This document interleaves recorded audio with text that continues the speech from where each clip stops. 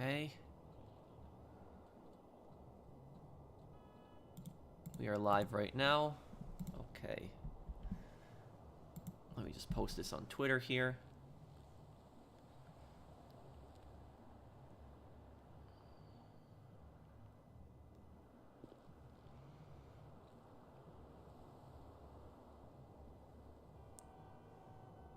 Okay, hello, how's everyone doing? I hope everyone's having a great Sunday. Okay. Okay. Hey Joker, how are you, man? Okay, anybody who needs help selling anything, just invite me, and I'll help you out.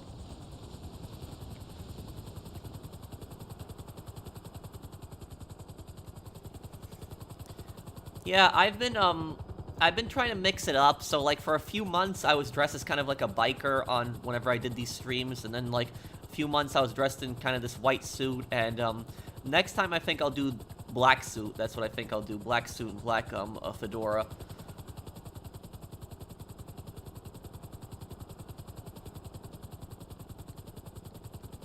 What makes GTA your favorite game? GTA is actually not my favorite game of all time. My favorite video game of all time is Saints Row 2. That's my favorite game of all time. GTA is definitely one of my favorite games. I like GTA Online. I enjoy it a lot. Dress like Hitman. Oh, I will. I'm going to be doing Hitman Freelancer this week coming up. So it's going to be a lot of fun. No, I've never played the Plague Tale games, but I have the first one. I think it was from PlayStation Plus. I just never got around to playing it, but I should.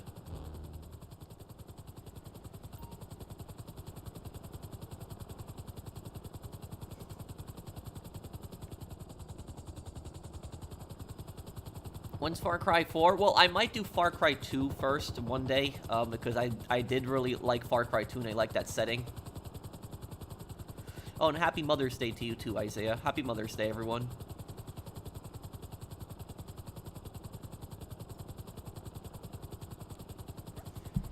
Yes, Payday 3. Is that even coming out this year? I'll definitely give it a try. Yeah, I'll play it.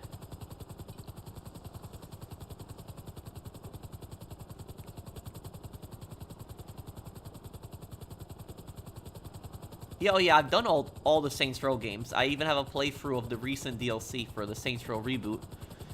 Oh, okay, he's marking the location. I see it. Hello, I'm converting. Happy Mother's Day, everyone.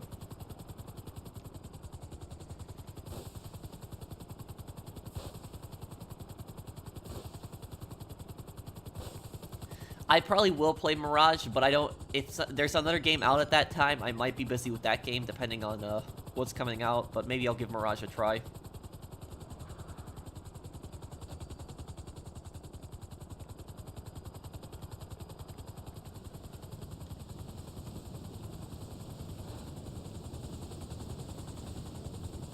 Okay, I'll just wait out here.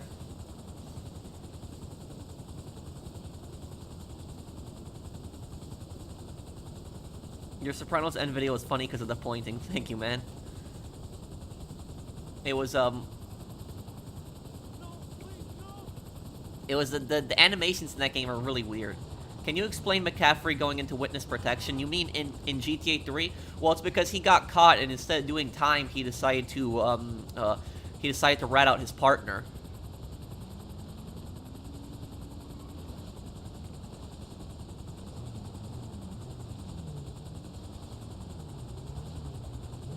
I played Assassin's Creed 4 Black Flag back in the day. I never played it on the channel, but what is it? Assassin's Creed Rogue. I like that one more than Black Flag. Yes, he was, Mr. Waifu.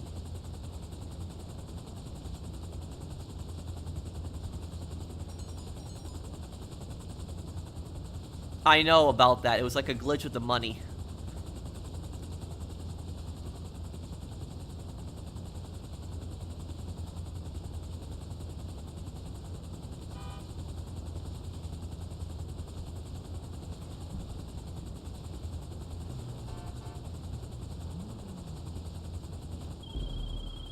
Oh, thank you, Melon. Happy Mother's Day.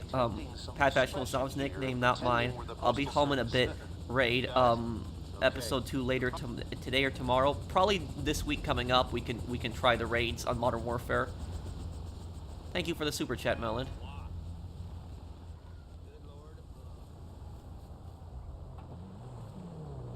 Did you know that Turkey and Greece were military dictatorships back in the day? Yes, I did, Pirate. Turkey and Greece actually went to war with each other right after World War I.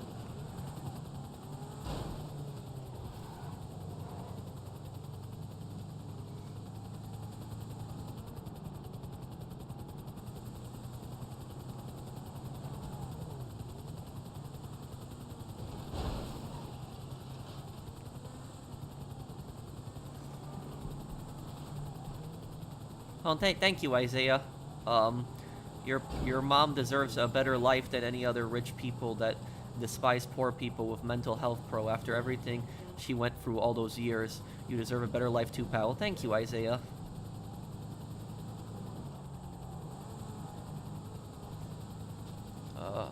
Get over to the city here. Ah, no. What did I hit? Okay. Thank you, Casey. Happy Mother's Day to your mom as well. Happy Mother's Day to everyone's moms.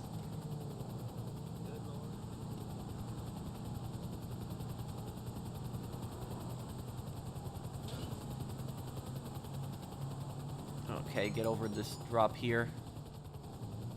Yes, bags should be brought back.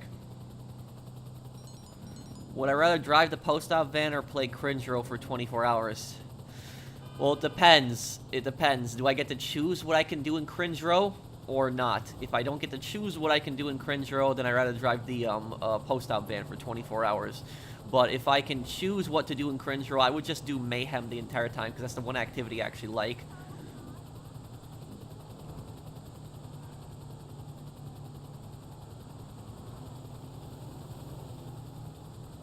Thank you, Calbro Gaming. Thank you for subscribing to the channel.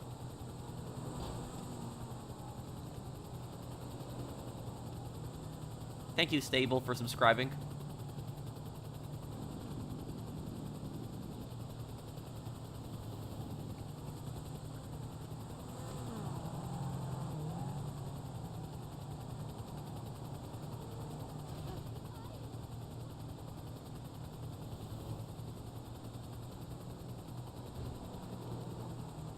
And thank you, Araceli, for subscribing. Okay. Got a mile left here.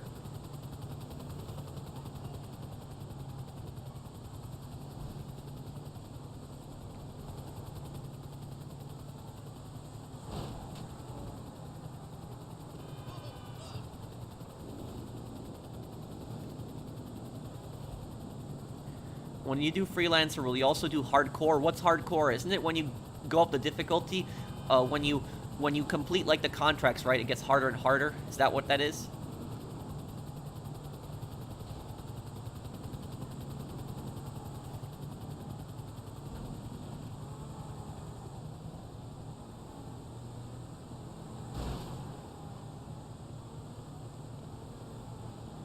I played Breath of the Wild. No, I haven't.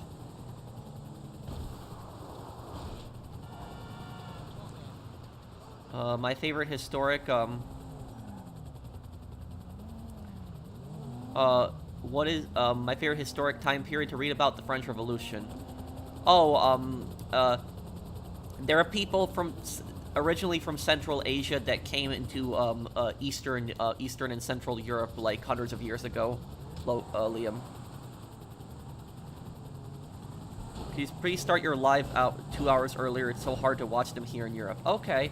I started a little bit earlier today, but I guess that was I guess I was still too late for some people. But I'll try on the next part then. The next stream I'll start. What time is it now? It's about to be 5 p.m. my time here. So next stream I will start at 3 p.m. My time. So that's 3 p.m. Central Time. So I'll start 2 hours earlier. So is that okay? I'm sorry. Sorry for starting a little bit later. Oh, where are you, Mizor?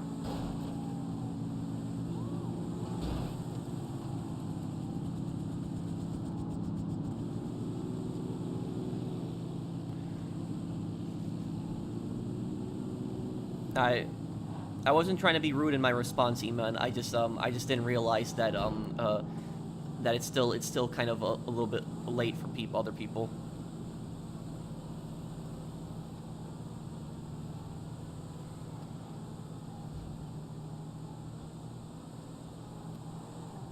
Okay, get over here. But does that time work? 3 p.m. Central Time? I'll try on next Friday and Sunday to start that time.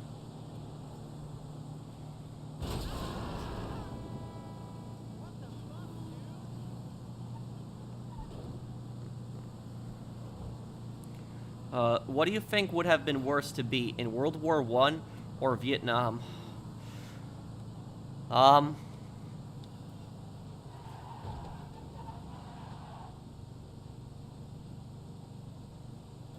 would say that World War I would be worse. And the reason is because you have a much higher chance of surviving in the Vietnam War than you actually do in World War I. Vietnam is still a very dangerous war, but World War I, the death rates was just very, very high among soldiers, like the chance of dying. Hey, Pro, appreciate your love for history. It's sad that people these days are not interested. By the way, what upcoming games do you want to play? Hitman Freelancer LJ, and Hitman Freelancer and Canon Lynch 2. And thank you, Austin. Thank you for the super chat.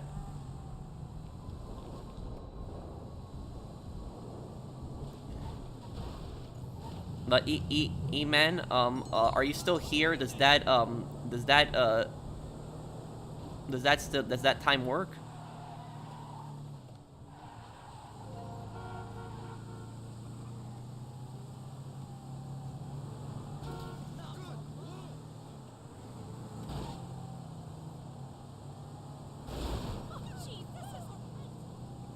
Oh. Well, I think I'll do this campaign on the normal difficulty, and then I could probably do another part of playing on hardcore.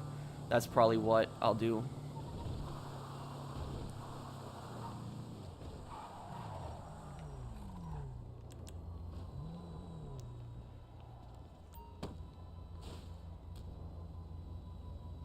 Are you good at Hitman games? I'm okay, yeah. Thanks, man. Yeah, 2 hours earlier will be great. Other than today, I saw some kid who created a fake video about you. They basically use your name to get views. Well, it's...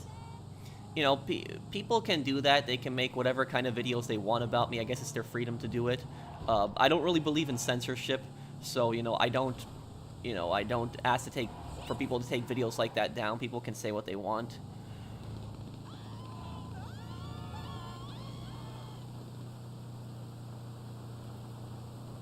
Rainbow Six Vegas was my all-time favorite game before Siege. My friends called me Terrorist Hunter for playing the mode. It's so challenging solo. Thank you, Phoenix. You know, I'll tell you about I never played Vegas, but I did play Siege when it first came out. And I was really hoping that Siege would expand the whole terrorist hunt thing. I was really hoping that they would do more than that. But with Rainbow Six Siege, they had this whole story with like these white masked terrorists. You didn't know what their motives were, what they were about exactly. And then they had like that one mission I remember. It was like that one mission in the university where you had to stop their gas bombs, and you complete the mission. There's like a cutscene, it's cool, but then they completely abandoned that story. They like abandoned the whole terrorist story in Rainbow Six Siege, and they went for some like crazy esports stuff. And I just never liked that.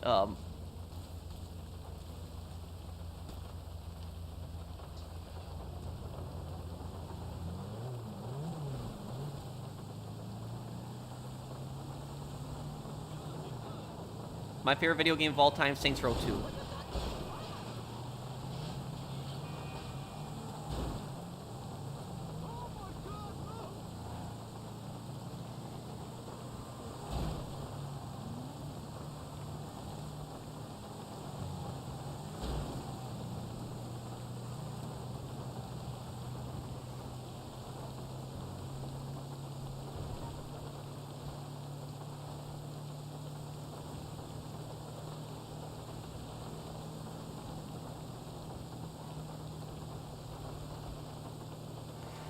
Well, no. Saints Row, the reboot sucks. I agree with you on that. But when I say Saints Row 2 is my favorite game, I'm talking about the old game, the one from 2008. Because Saints Row 2 in 2008 was a masterpiece. Most people loved it. So completed this in about 11 minutes. That's still a really good time for finishing off a post-op van.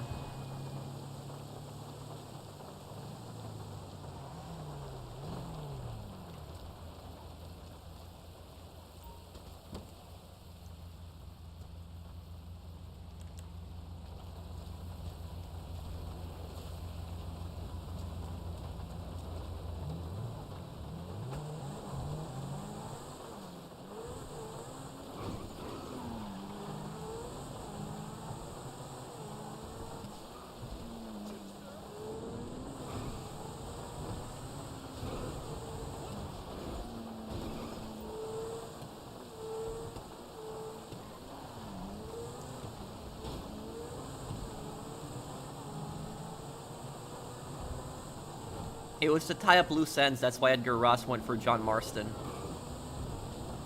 No, I haven't played the new Legends of Zelda game.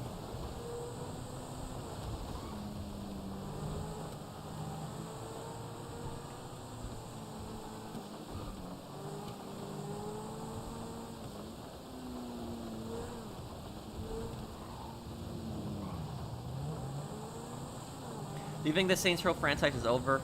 Yeah. At this point, it pretty much is, unfortunately. It's sad because I really liked the series at one point.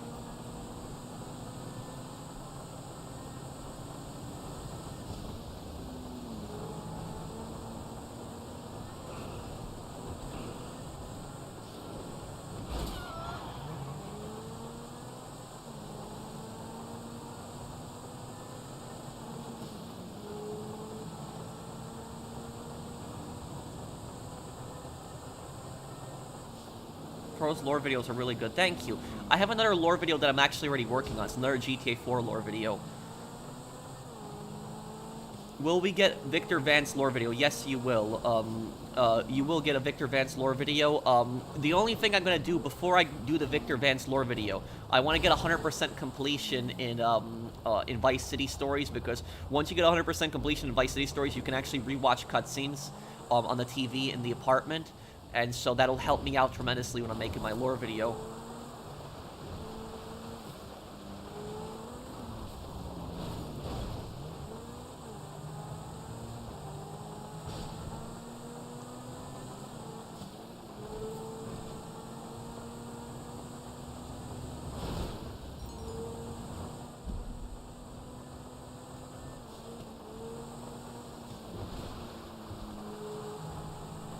I think that, I don't think the remaining updates that we're going to get on GT Online, I don't think they're going to be as big as they used to be. I think that the updates are going to be a lot smaller than what they used to be now.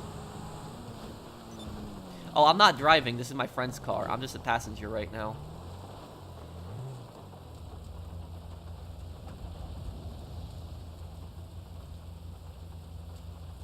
What is the Music Mafia? The Music Mafia is a term that I kind of created for the ridiculous music companies that copyright claim everything on YouTube. So there are music companies that will just claim the dumbest things ever. Like, do you know something? My Saints Row Reboot playthrough, the latest part that I uploaded, if you guys actually watch the DLC playthrough, if you watch till the very end, I actually don't have my outro, because whenever I do, like, playthroughs of games, I always have, like, an outro, like, 30 seconds after it, where it's, like, a picture from the game and, like, a song from the game or something like that. And for the Saints Row Reboot, I had the outro of, like, the characters standing there, and I had, like, that, you know, Saints Row Reboot theme, like, kind of like that Western theme, and that actually got copyright claimed by some music company for claiming Saints Row theme in a Saints Row game, and that was so stupid, so I just cut that part out. But, yeah, these music companies will just claim you for the most ridiculous things. And the reason that I call them the Mafia is because what they do, I pretty much consider it like a form of extortion in a way. Because, here's what I'll say about this, is that a lot of people don't know about this, but basically, when a music company claims you on YouTube, when they claim you on YouTube, what happens is you are guilty until proven innocent. You're not innocent until proven guilty. You're guilty until proven innocent. So a music company can just claim you, and what happens is the second that they claim you, they take all ad revenue from that video. So you don't get anything from that video. They get all ad revenue from it. So even if you've spent like, you know, over a month making like a project, and then some music company claims like 10 seconds of music in that, they're gonna take all the ad revenue in it. They take 100% of all the ad revenue from that video, even if it's like 10 seconds of the clip of the whole. It's like even if it's like a 1 hour video, it's like 10 seconds. If you want to know just how bad the music mafia is, basically I uploaded a Star Wars Jedi Fallen Order, you know, playthrough like a few years ago. And what happened was it was an 11-hour video, so I put like an 11-hour playthrough the entire Star Wars Jedi Fallen Order, like the whole game from start to finish. And what happened is when I posted that video, even though it was an 11-hour video, UMG, Universal Music Group, claimed me for 11 seconds. They claimed me for 11 seconds in an 11-hour video. And do you know what they claimed? They claimed Star Wars music. That's what they claimed. They claimed it was the music called Anakin's Betrayal. I think that's what it was called. So they claimed 11 seconds of that. And people were wondering, why don't you just cut out the 11 seconds in the 11-hour video? I can't do that. And the reason I can't do that is because that 11 seconds is like a very important scene and has a character actually die in those 11 seconds. And so I don't want to have to mute the clip either. And so I just decided to leave it in. So basically, they took my entire 11-hour video, and they took all the money from an 11-hour video just on 11 seconds of copyrighted material in a Star Wars music in a Star Wars game. And that is literally how ridiculous the copyright system is on YouTube. And the thing is even more broken, because if you actually complain, if you file a claim complaining about the copyright, what happens is that music company is actually the ones who review it. So if a music company makes a claim against you and then you complain, they're the ones who approve it and then deny it. And 95% of the time they're going to deny it. And what happens is if you complain a second time, it goes to YouTube at that point. And if YouTube doesn't agree with you, you get a strike on your channel. That's pretty much what happens. So that's how broken the copyright system is on YouTube. It's just ridiculous. You know, my personal viewpoint on this is that if music is in a video game and you paid for that video game, you should be able to play that music in the video game. If you paid for the game, and you're allowed to play the game on YouTube, you should be allowed to play the music on it. If you're just uploading like full tracks from the game, I can understand that. But if I'm like driving around in GTA doing a stream for you guys, and I turn on the radio for like a few seconds and some song plays, my entire stream should not get copyright claimed just for that. That's ridiculous. That's stupid. So that's the way I personally see it. Is I think that if the music is in the game and you pay for the game, you should be able to play the radio in the game and stuff like that. That's my personal viewpoint on it. Like the stream. Well, thank you, man. I like GT. I like GT Online. I still have fun with this game.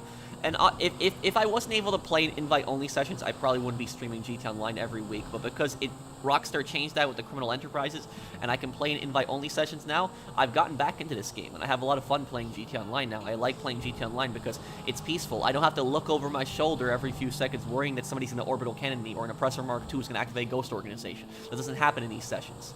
So they're all peaceful.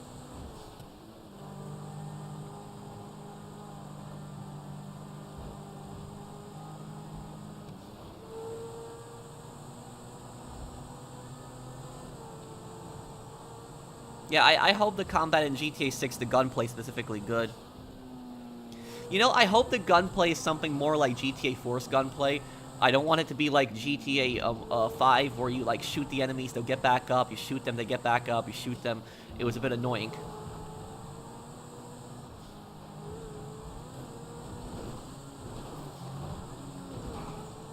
Like the stream. Well, thank you, Logan. What Red Dead Redemption game would you like to see next? I would like to see a Red Dead Redemption game maybe set in the 1920s in, like, Chicago. I think that would be cool.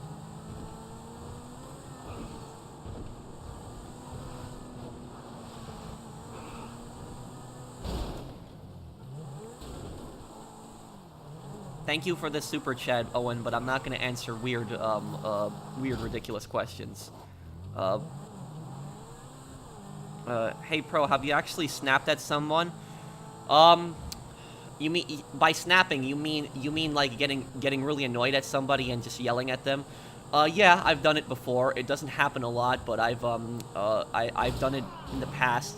I'm trying to remember when I snapped at somebody and for what reason. It was, I'm trying to think. I happened in retail before, where I snapped at my coworker in retail because he was being really annoying. But I told that story before. But is there anything else?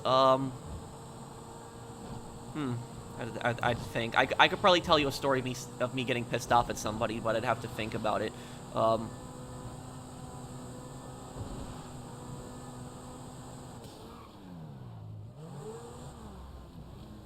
Oh, that thing with your mom's car? Yes, you're right on that. That is it.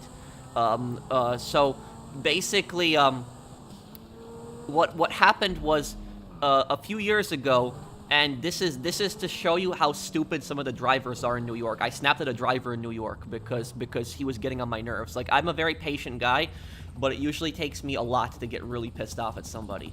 But this driver was getting on my nerves so badly, I actually yelled at him. But basically what happened is, and why I freaked out on this driver, and I'm allowed to say this, that a lot of New York drivers are really stupid because I'm from New York originally. But basically what happened is that my mom, like a few years ago, so I go to bed pretty late at night, usually editing videos. So like a few years ago, this was like 2019, yeah, 2019, you know, my mom basically calls me. And she tells me that she's trapped in the city. So she was trapped. It was either Queens or Brooklyn. I can't remember which borough it was in, but she was trapped in one of the boroughs. So she was coming back from Manhattan because my family moved out to. I'm originally from New York City, but my family moved out to Long Island in about late 2007. And so what happened is, where my family lives in Long Island, it's about 15 to 20 minutes away from New York City. And what happens is, my mom calls me and basically tells me that her car has broken down, and she tells me that there's something wrong with the engine and she can't move the car. And so her car is basically stalled on like a road, and this is like 1-2 o'clock in the morning, like around when this is happening, because my mom works late at night and she comes home around that time. And so she calls me and she asks me if I can come and help. And so I drive over to where she is, like, get in my car. My dad was with me too. It was at like 1-2 o'clock in the morning. I get there. My dad takes a look at the car. He says that there's something, the battery's basically fried. That's what my dad was saying. And so my dad gets a bunch of jumper cables. He gets his car, the car we were driving, and we're trying to, start up my mom's battery again to get it working. And what happens is we pushed her car kind of like a little bit to the side because it was like a one-way street. We pushed her car a little bit to the side, and there was nowhere else we could push it because the whole street was full. It was like there was parked cars on the left and the right side. There was nowhere where we could push the car. So we pushed the car as much to the side as we possibly could, where if another car goes through, they can kind of squeeze through, but it's really tight. And what ends up happening is, as my dad is like helping my mom, get the car started up, right? I go to the very beginning of the street because her car is broken down like halfway through the street. I go to the beginning of the street, like right where the corner is. And every time I see a car about to turn down the street, I start waving. I say, no, don't come down here. Don't come down here. My mom has the hazard lights on, the blinking yellow lights, because I know any car that comes down here is going to cause a massive traffic jam because they're going to have to squeeze through. Other cars are going to follow them, and there's any more. And I'm like waving, don't come down here. Don't come down here. You can take so many different streets. It's just a one-way street. But even though I was waving some cars listened to me, but other cars, of course, weren't listening to me. And they were just going through, and it was just annoying me because you see that in New York so many times. There's a lot of really arrogant drivers that just decide to just push through anyways. And so what happens is there's this one guy that's in a van. He's some kind of commercial van. He was some kind of repairman or something like that. And so he goes down the street, even though I'm waving the guy, don't go down here, don't go down here. He gets right behind my mom's car, who has the hazard lights on. So he's right behind their car with the hazard lights on. And literally what's happening is he sees my dad literally next to my mom, literally with jumper cables, trying to get the car started, and he just starts honking to move the car. It's like, you idiot, it's like the battery's dead. We're trying to get the car started. I told you not to come down the street. But he comes down the street, and so he keeps honking, and this is like 2 o'clock in the morning. He keeps honking, and then all the neighbors are like waking up. I start seeing like the apartment buildings, there's like lights coming on, and I'm like, oh no, now he's gonna piss everybody off on the street. And so literally what ends up happening is the guy then reverses, he backs up a little bit, and what he takes his van, and he like squeezes through on the left side past my mom's car, and he was so close that I thought he was gonna scratch the car. That's how close he was. Like, it's a miracle he didn't hit the car. He was that close. It was only a few centimeters away. He would have hit the car. And then it doesn't end there. Even though he got past my mom's car, he didn't keep driving. He instead stopped in front of my mom's car. he opened up his window, and he starts yelling at us at like 2 o'clock in the morning saying, "You idiots can't block the street." That's like literally just yelling at us. And I was like thinking to myself, I was like, my God, this complete, you know, dumbass, excuse my language. That's like literally what I was thinking. Like, I'm waving several times telling you not to come down the street. You're honking your horn 2 o'clock in the morning when you see there's a car broken down in the middle of the road with hazard lights on. And literally, I yelled at him. I said, "Do you not see that the car's dead? I'm literally trying to help my mom." Literally, I yelled at him, and my dad, like, freaked out. When my dad saw me yell, he freaked out, because my dad never sees me yell. He, like, turned around, he was like this. He was like that, because it takes a lot to get me to yell at somebody, and, like, I was losing my patience with this guy. Like, I just couldn't take it anymore, because there's, like, somebody that wasn't listening to me when I was warning him repeatedly, "Don't come down the street, don't come down the street," and he just kept honking, and he's waking up the entire neighborhood, and everyone's gonna get all pissed off at me. And then when the thing is, when the guy drives away, and then the neighbors wake up, and they're gonna see us in the middle of the street, and they're gonna think we were the ones honking when we weren't. And so that's really that I was just getting really frustrated and annoyed with that. It was just seriously pissing me off. So that's really why I was why I snapped at that guy, because it was getting on my nerves. I couldn't, you know, I just couldn't take it. I'm just like, it's like, how stupid do you have to be, right? It's like, why couldn't you just go down a different street? It's just like that. It's like, no, I go down whatever street I want to go. I know the typical attitude. So it's like, I was warning you. There were so many other one-way streets, and the guy didn't even live there. He wasn't parking there. He just literally went to the next intersection. There was like so many other streets that you could have gone down. You could have avoided this entire hassle. But no, he had to turn down that street. He didn't listen, and instead he had the nerve to then didn't even stop and keep going. Had the nerve to open up his window and yell at us too. It's like, oh my God, stupid.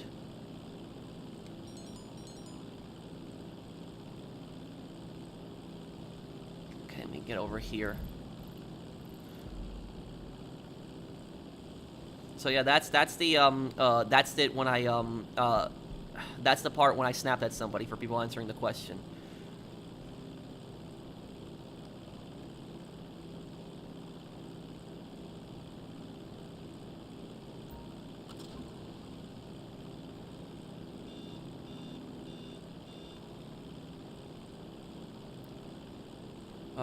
See here,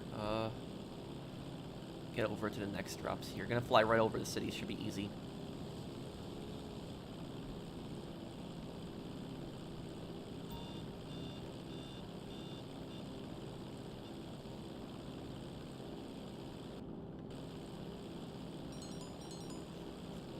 I have the same story, but it was a flat tire. Oh, I'm sorry it went through that, Brandon.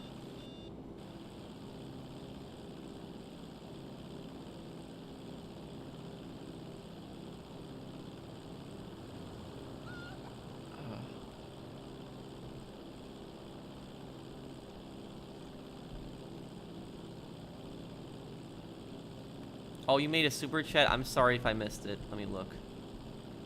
Hello Pro, can you tell people to help today? Last week, one of your friends joined my friends and didn't help. Oh, I'm sorry that happened to you, Mr. Tay.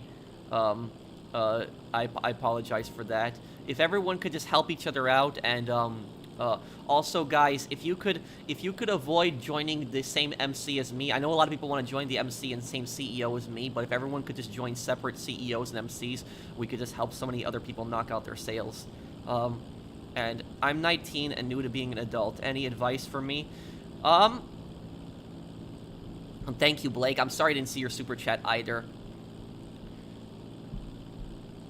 I'm gonna say that right after you finish high school, you know, you're gonna feel like time starts going a lot faster, because when I was in high school and I was in middle school, I felt like time was going on forever. Like, basically it. Like, I felt like, you know, 1 year was like 10 years.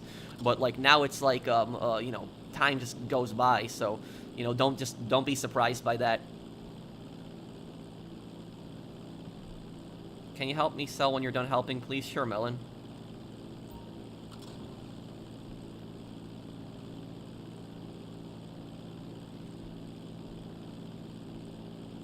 Do I think Oppressor will be added in the next GT Online? I hope not. Have you ever met annoying people in your lifetime? Oh yeah, several. Several, yeah. A lot of times.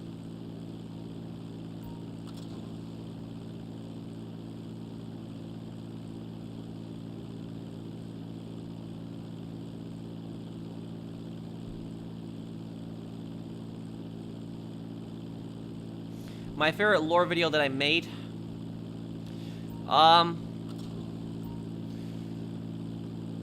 favorite lore video that I made would probably have to be the lore video on the, My favorite GTA lore video would probably have to be the Dimitri one. Probably the Dimitri one is probably my favorite one. My favorite lore video that's not GTA, my favorite lore video of all time would be the one on Little Hope on the Salem witch trials. That would probably be it. I did a one on Little Hope explaining the real history of the Salem witch trials.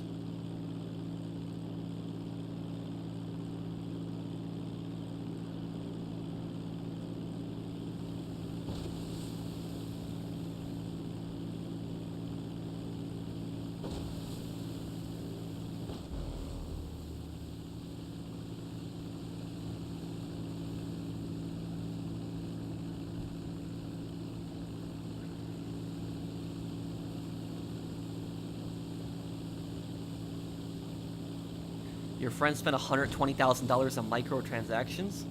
What was he buying?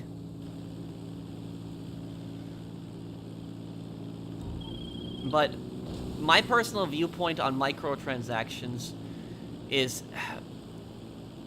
I don't have that much of a problem with them as long as they aren't anything that gives you an advantage. If it's just like, you know, cosmetics and stuff like that, I don't really have that much of a problem with it. But if it's something like some power-up or some new gun or something like that that gives you an advantage, I don't like that, no.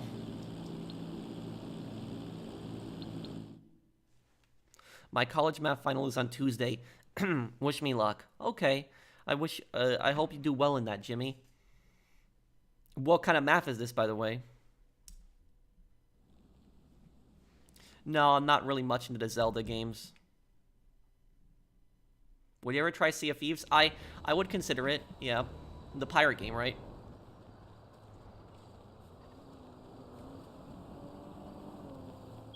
It's sick.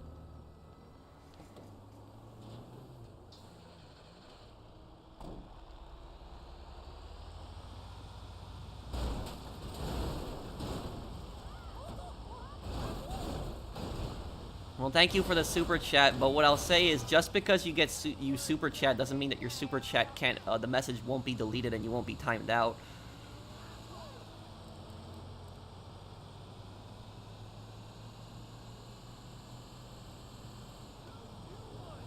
Is Russian understandable to you considering you speak Polish? When I hear people speak Russian, I can sometimes get a little bit of an understanding of what they're talking about because I'll understand like one or two words in like a sentence, but I wouldn't be able to tell exactly what they're talking about. No, I might be able to understand like a few words, but no. My father, he speaks, my father speaks fluent Russian, but no, I don't.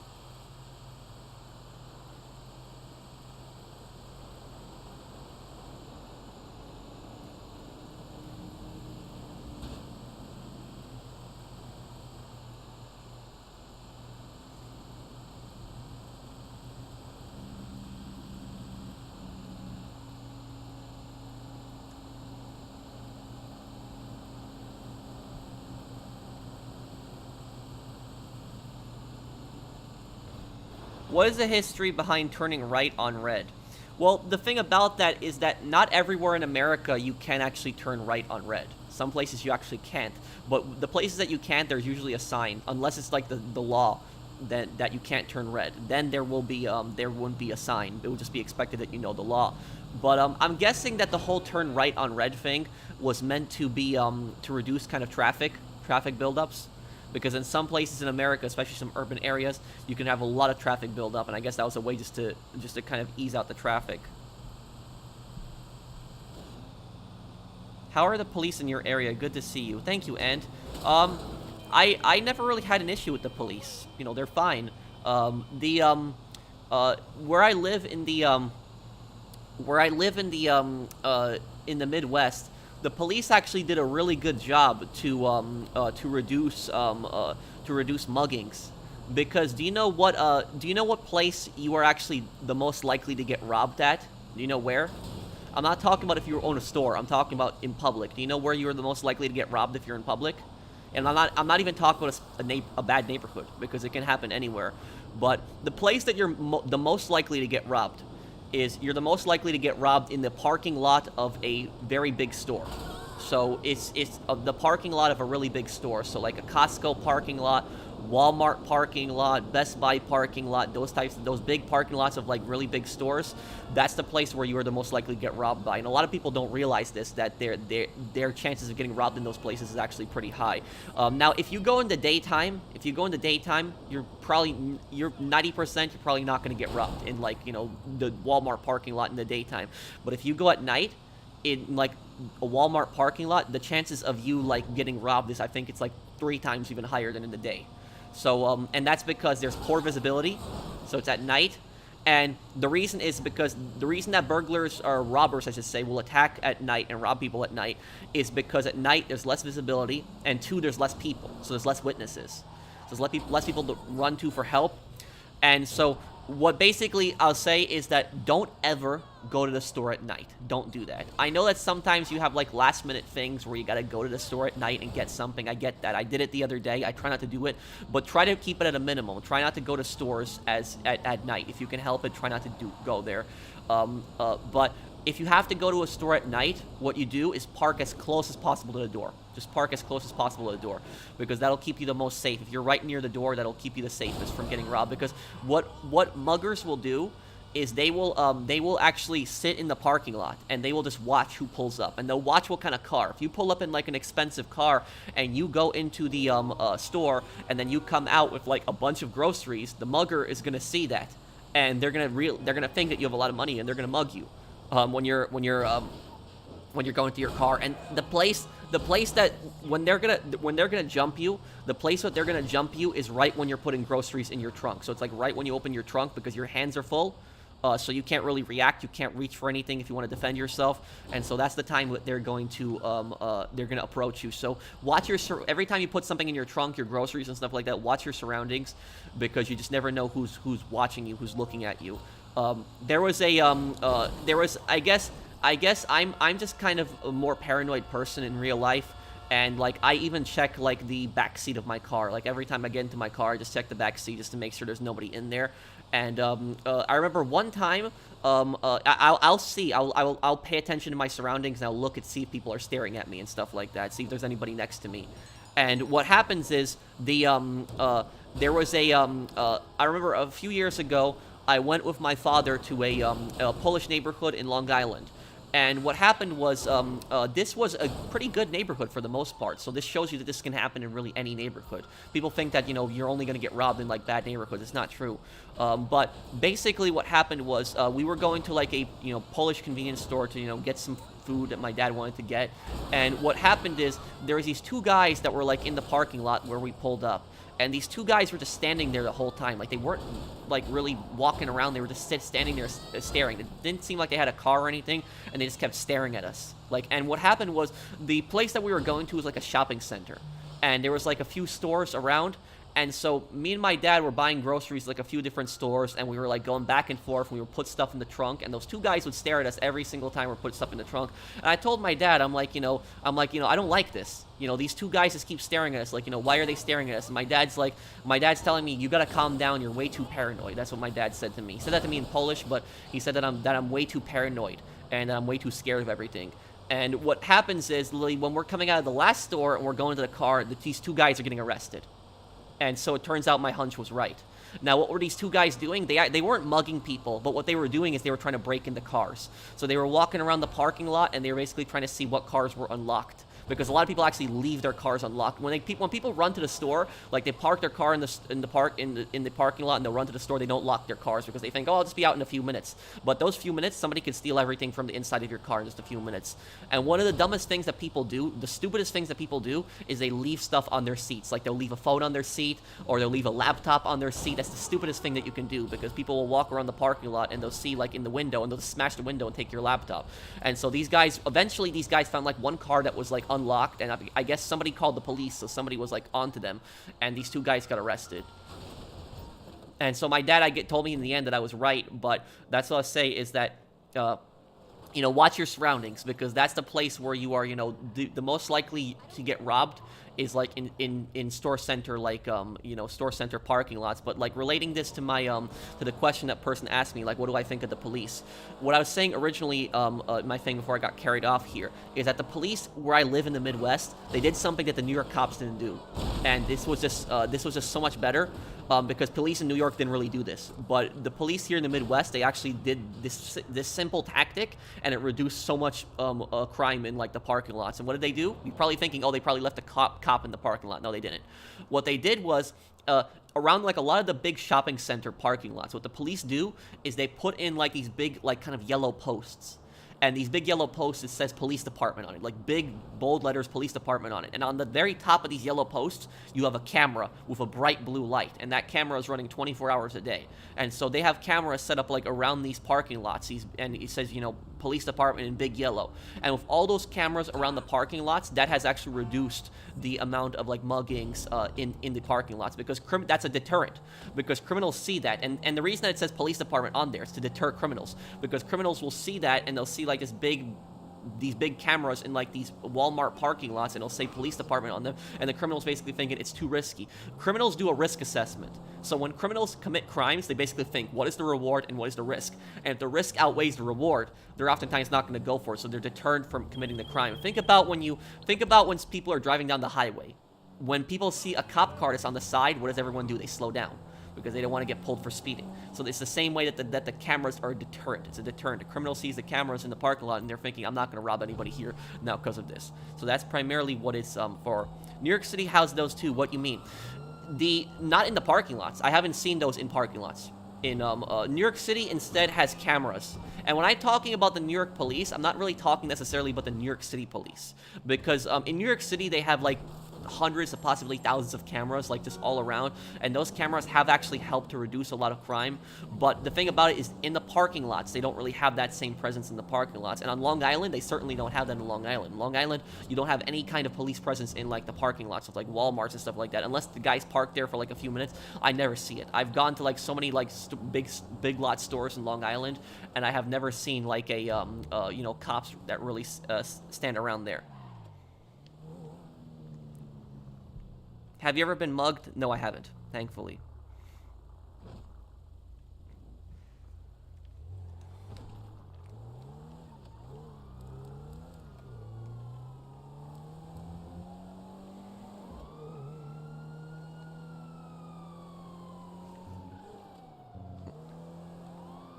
No, I don't, Mr. Juck, but I have no problem with other people doing it.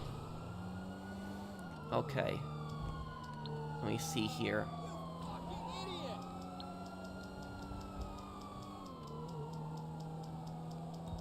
I think people do have a right to protect themselves, my personal viewpoint. Let's see here. How can I be of service? Can't handle the heat, my friend? I always like your cosplays, thank you. Leave it with creepy Uncle Lester.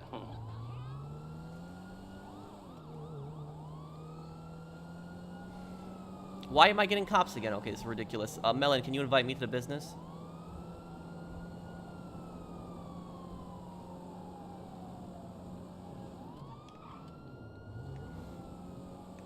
No, I haven't played Detroit Become Human, but I want to play it one day. Yes, the raid episodes can be a bit hard in Modern Warfare.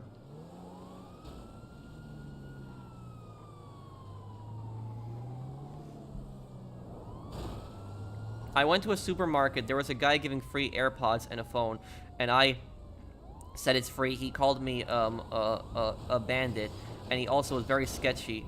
He was looking at my trunk. Thoughts? I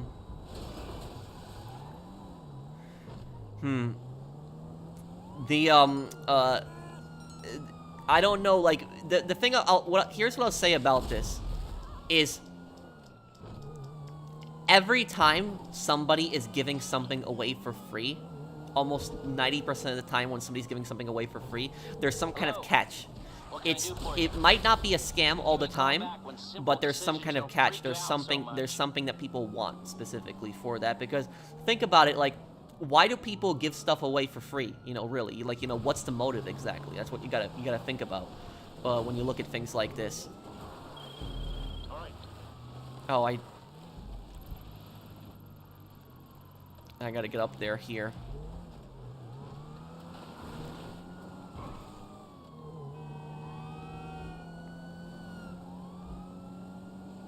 I got scammed into buying an empty iPhone box, so I'm sorry that happened to you, man. There was a scam on YouTube, and it was like, I remember there was this thing. I think they were called titles, something titles they were called. But basically, there was this company that emailed me like a few months ago, right? And they told me that they like my channel, and they basically told me that they run like this charity organization in Scotland, and they told me that they want me to like sell their product, their like campaign thing, where people would like buy like a plot of land and they would be considered like a lord or a lady, you know, something like that. And the thing about that is they said that this was a charity and that they would plant trees there for the land that people bought. And when I looked at this, I was thinking to myself, there's something not right about this. Like, I felt into my gut that it was a scam. Yeah, that's it. Established titles. It was title something, I remember. And what happened is, the reason that I felt it was a scam, and I called it before all these other YouTubers started talking about it, but I didn't do it. I didn't, you know, advertise it. The reason I didn't do an ad for that on my channel, even though they were offering me money, is because I felt there was something off about it. Because I was thinking to myself, if this was like a real-life charity, right? They would just reach out to me and they would just say to me, hey, you know, we have our charity. It helps a lot of people out. Here's our website and stuff like that. Could you run your charity on like your next stream or something like that? Because I do a lot of charities on my streams. I do a few charity streams a year, and I do like charity campaigns on my channel. So like any company that like comes to my videos can see that I run a lot of charities on the side of my videos. And so they could have just came to me and they could have just said, hey, we're running a charity, why don't you just put it on the side of like your videos or something like that. But it's like, we want to pay you money to advertise our charity. And that's when I felt something was off at that point. I felt something was weird about that, because I was thinking, what charity pays people to advertise their charity? I have never heard about that, a charity that pays people to advertise their charity.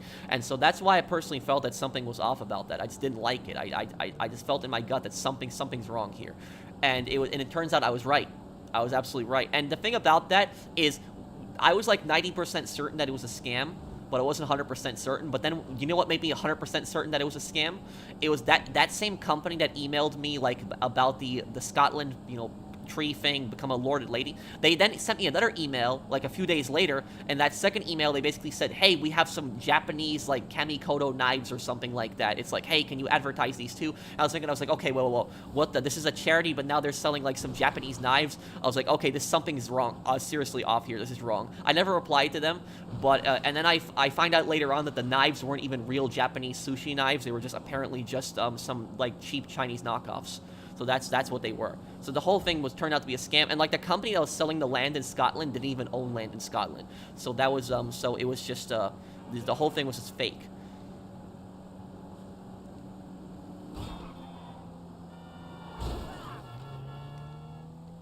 Nice suit, thank you, man.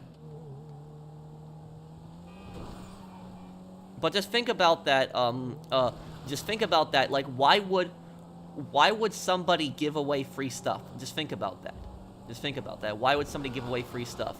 The only time that I would say I would trust somebody when they're giving away free stuff is two things. When somebody has like, you know, is offering food or something like that, if it's like a, you know, a party or something like that, obviously, you know, the food's free and stuff like that, or somebody like, you know, brings over food for everybody, you know, that's fine for the most part. Or but the only time when somebody gives away something physical for free, the only time that I will believe that it's actually free and there's no catch, if it's like a yard sale, because sometimes people do things like yard sales and they'll give stuff away just for free at the yard sales, and that's fine. So that to me doesn't feel like a scam at all. But when I see that like somebody's giving away something, like you see those things like free cruise tickets or something like that, that's almost always a scam. There's something about that. It's like, think about it to yourself. Why would somebody go to such work to give away free cruise tickets? Why would somebody do that? So, you know, what's the catch here? There's always something that they wanna make money from specifically.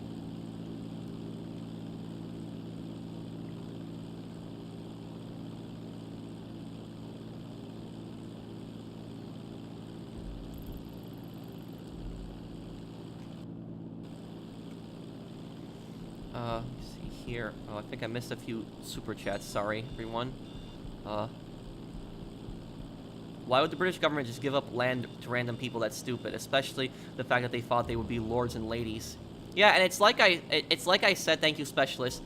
I wouldn't want to be a lord, regardless. Because it's like a lot of aristocrats in history were scumbags. Like the aristocrats caused so many problems in like European history, like lords. They had caused so many wars and conflicts and stuff like that just through European history alone. And so it's like, why would I want to be called a lord? I'm very proud of the fact that I don't come from any kind of aristocratic bloodline. So that's like, the aristocrats in history caused a lot of, bad things to happen. They were just very scummy people in general. Like, I know there's lords today that aren't, like, scummy people. What I'm saying is, like, throughout history, like, a lot of lords were just really entitled, really bad people. And so that's why, why would I want to be a lord?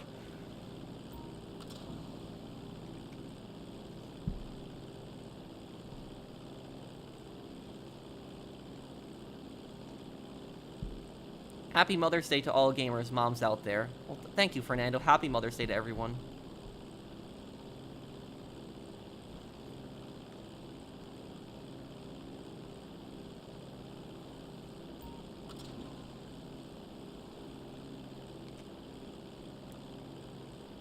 The U.S. was actually one of the first countries in the world to actually abolish that whole lord lady thing. So when America actually became a country, we had people that were actually aristocrats from the former colonies, and we abolished that. There was no more lord and no more ladies, no more aristocrats. So it was obviously rich elite people, but there was no more of that special aristocratic privilege. That was gone with the American Revolution.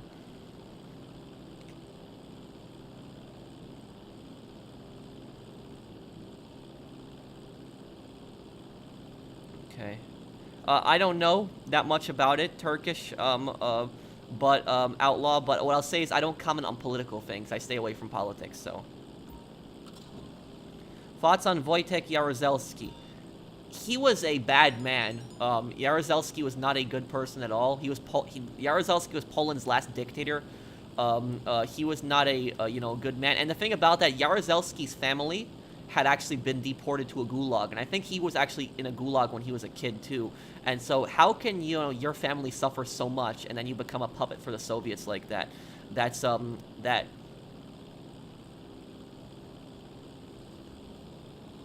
Jaruzelski wasn't as evil as some of the other, Polish dictators, like some of the other ones that were like right after the World War II. I'm trying to remember what the guy's name was, the guy that ruled Poland right after World War II. He was the worst. But Jaruzelski was not a good man.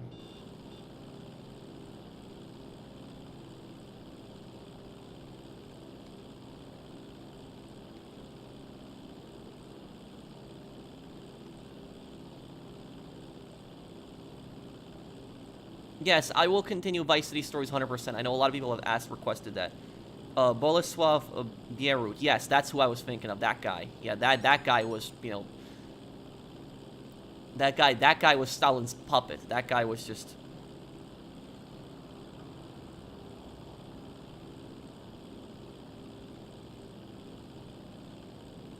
Yes, I want to eventually make another Red Dead lore video. I just have to think about what I want to do.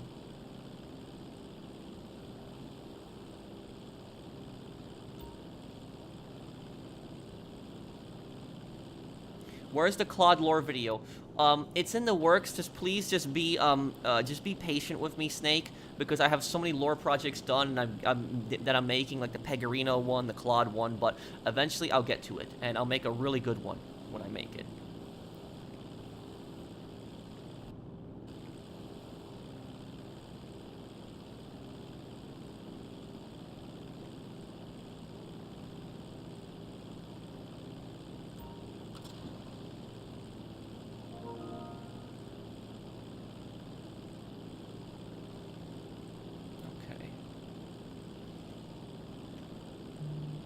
Okay, let me just hit my notifications off just so that doesn't block out part of the stream here. Okay.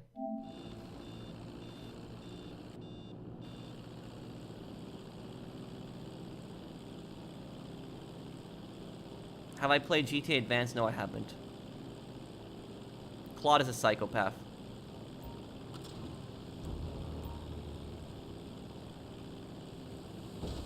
Okay, there we go. All delivered.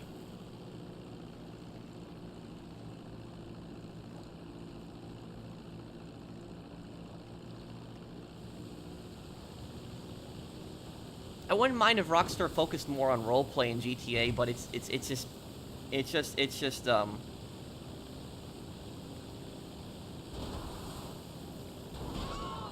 oops. Oh, what the? Why did it blow up? Okay, I don't know. What is the worst GTA mission to ever exist? The worst GTA mission of all time? I'd have to think about that. I don't think it's even supply lines in San Andreas. There was one mission that I really, really didn't like in one of the GTA games.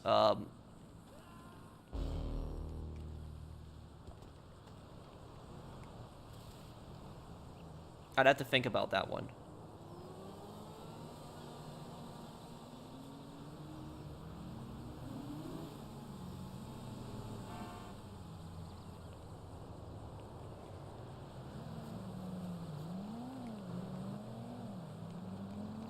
Do you like Dunkin' Donuts? Sure.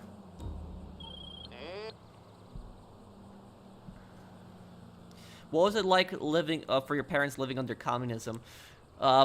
I heard some, really bad stories about it. Specifically, my dad, for example, my dad had to run around and do a lot of stuff for his two, because my dad had two brothers, and my dad was the older brother, and my dad's dad, my grandfather, I never met him, but my grandfather on my dad's side, he, as far as I know, was very, very strict. But not only was he very, very strict, he also didn't help a lot. He drank a lot. He had a lot of conflict with his family. My grandfather was that kind of guy that my dad, if he actually didn't finish his food, my grandfather would actually smash a plate over my dad's head. That's the type of person that my grandfather was. My dad was never like him. He was a very kind man. He is a very kind man. But my grandfather, as far as I know, there's things that I heard about him, very rude, very strict. But basically the point that I'm getting at is that my dad had to do a lot of stuff for his family because his dad wasn't always there to help. And so my dad had to run around, work, and provide for his two brothers. My grandmother, my dad's mom, tried her best too, but he had to do a lot of stuff. And my dad actually had to sell things on the street sometimes just to be able to afford food. They tell you that in communism everybody gets to eat, but that's not true. So my dad literally had to sell things on the streets just to be able to feed his family. Sometimes he had to cook for the family. But what I'll say is, can you please invite me to the business on the next one, Melon? I don't know if I got the business invite. But in communism, if you actually sold something on the streets in communism, it was actually considered illegal, and it was considered profiting the capitalist system. So you could grow a bunch of tomatoes in your garden, and then you could sell them on the street, and that would be considered profiting. So that was so they made the state made it even harder for people to make a living. But that's basically the type of life that my dad had. My mom had a little bit of a better life, but she didn't have the best life either. My mom told me like stories about how she would she had to go to the supermarket at 5 o'clock in the morning. So with her mother, so when mom was a kid, she had to go with her mother, my grandmother, to the supermarket at 5 o'clock in the morning, and they had to wait for the truck to come in. So literally, imagine standing that in the Polish winter, standing that at like 5 o'clock in the morning, and then when the truck arrives, it's not even enough supplies for the whole supermarket, and everybody's like fighting over one can on the shelf. The government in Poland was so stupid because they basically thought that with a communist system that they weren't going to have any kind of organized crime or any kind of mafia, but there very much was organized crime in communist Poland. And basically what it was the gangs, instead of trading in money, because the Polish currency was worthless, they actually traded in contraband. They traded in ration cards because everyone got ration cards. The ration cards basically became the new black market currency. So they traded in ration cards, and they also traded in other goods, jewelry and other valuables that people might have. It was like a trading system. And so there was still, the government was claiming, oh, there's not going to be any kind of, profiting system, but it still very much existed. So, and what actually got out of control in Poland, because nobody in Poland was allowed to make alcohol except the government. The government was the only ones that was allowed to make alcohol. There was no private companies. And so I don't drink myself, but from what I've heard, the government alcohol really sucked. And the government was the only people who actually made cigarettes also. And so the Polish communist cigarettes actually didn't have filters on them, which made them even more unhealthy. But basically, the government would give you ration cards like every week, and they would tell you like how much meat you can buy in a week, how much milk you can buy in a week, how many cigarettes you can get, how much alcohol you can get. And so people started trading in these ration cards. Like one of my uncles, I know he was like he's a really big smoker, and he would just collect these ration cards. He would just trade things, just collect a ton of ration cards just so he could get as many packs of cigarettes as he wanted. So the black market thing got a little bit out of control, but the worst, the moonshiners. The moonshine gangs got completely out of control because there was just so much moonshine that they were producing, and since all the government was alcohol, when somebody made their own alcohol and they made it better than the government, they were making a lot of money at that point.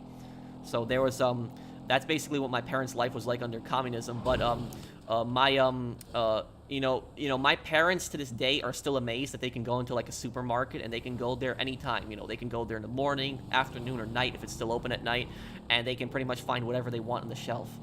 So it's that there might be like one or two items out of stock, sure, but the supermarket is still gonna have plenty of food. And if there's like one or two items out of stock, you can just get another brand of that item. Where, in communist Poland, it was that, when something was out of stock, you're not going to have that thing for weeks. So that was the issue. But my dad personally, my dad, he has gotten very upset in recent years. Like my father, he has gotten really mad because my father basically tells me that he says that you kids my father tells me that you kids these days aren't going to have it as good as we used to have it. Because my dad says that when he came to this country that you could, he said that in the 80s that you could eat like, eggs, have a sandwich and have coffee at a diner for just a few bucks. But now everything is just so much more expensive, and to be fair, I know people make a little bit more money today, but he said that stuff used to be way more affordable back in the day. Everything's much more expensive, including property. And my dad also said is some of the people that my dad really dislikes is he really dislikes a lot of communists. And my dad basically tells me, he said that America was the most anti-communist country in the world, and he said that I never thought that Americans would be praising communism decades later. So my dad tells me, he says he never imagined that there'd be Americans who think that communism is a good system. And so personally for him, that breaks his heart and also gets him like really mad and upset. And so he personally gets, my dad has gotten really mad before. Like, my dad can sometimes lose his temper. Like, he's not abusive or anything like that, but he'll start cursing. He'll get really, really pissed. And he, basically with my dad is, the thing that sets him off the most, that he gets really, really mad about, is when he hears somebody tell him that wasn't real communism. He's like, when somebody tells him, oh, what you lived in Poland, that wasn't real communism. When he hears that, he loses his, he gets really, really mad when he hears that. So basically, it's like people that have never lived under a communist system and are telling him that like, oh, he doesn't know what he's talking about and stuff like that. He can get really upset by that, and I understand his perspective. I know why he gets really upset by stuff like that. But yeah, I just think that anybody who, especially people who have never lived under that system and live in I know America's not a perfect nation. I know we have problems and stuff like that. But at least in America, when there's a problem, you have the right to complain about that problem. Where, like in Poland, when there was a problem and you complained about communism or any other problem, you get locked up or fined. So that was, we're trying at least, and we still, we live in, much better, society than, like, what people lived in, like, communist Poland. And I think a lot of people, take that for granted. I think a lot of people that are born in this country, I don't think they realize how good they have in this country. Like I said, I know this isn't a perfect country. I know there's problems, don't get me wrong, but there's, like, America is still one of the best places to live in the world. And the fact that, so many people, say, oh, communism is better or something like that, I think those people have no idea what they're talking about personally. And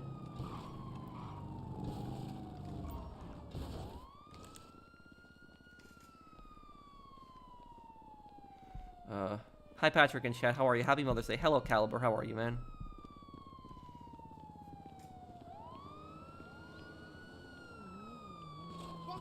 Is your dad strict? No, not really. No, he's not really strict.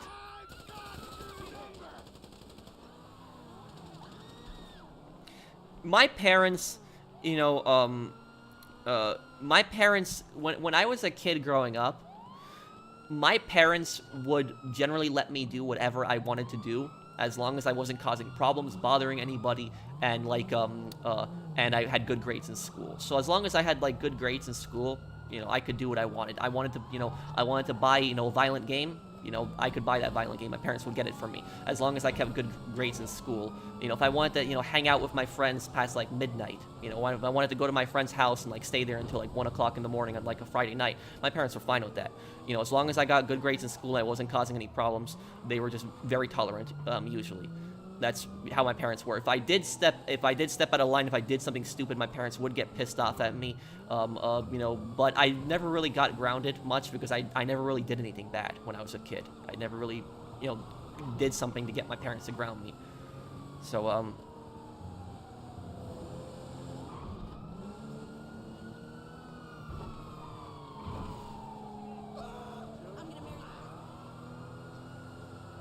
okay, I'm gonna call Lester. Oh, I think it might be delayed here. Am I ever gonna cover GTA Advance? I want to one day. Baphomet. Thank you if I'm reading your name correctly. Exactly. Okay then. Rodriguez, can you call Lester? Weirdo. Because my thing's on a timer.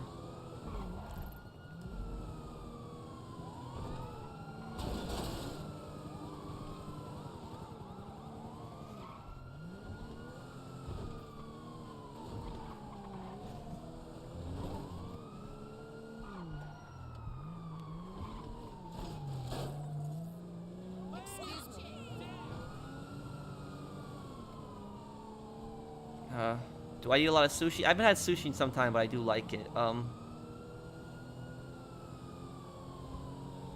Hey, Pro, I heard that places like Korean has very strict rules, like there's 3 channels on TV that are controlled by the government. Is that true? You're thinking of North Korea, not South Korea. You said Koreans, but North Korea. North Korea is that. In North Korea, there's only one channel on that. There's only one TV channel in North Korea, and that one TV channel, they'll have like different things like sports, like the news and stuff like that, but it's only like one channel that has that. It's government controlled.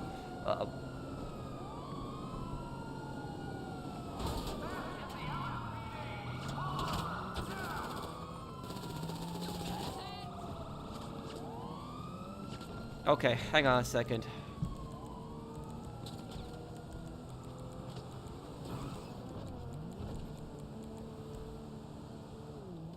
Okay, I gotta lose these cops. Rodriguez, go right there. Where I just, I pinged on your map. Go there.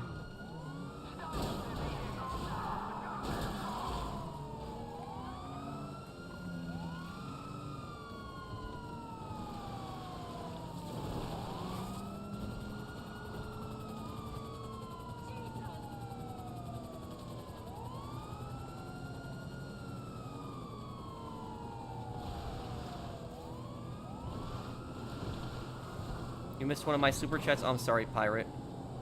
Let me see here.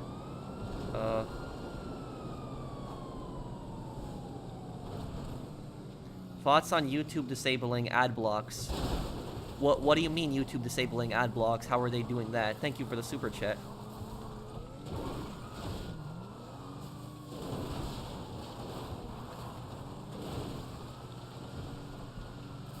Yeah, Kula, whenever you activate stealth mode in it, it'll drop any wanted level that you have down to 2 stars, even if it's 5.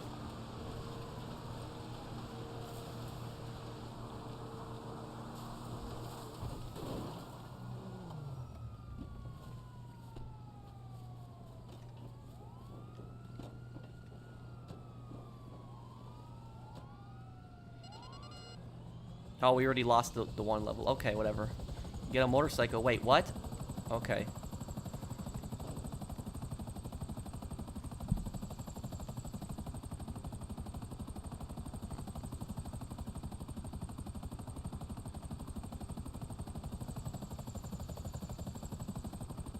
YouTube is fixing ad blocks, huh? How are they going about doing that? What music do you listen to? I listen to all kinds of music.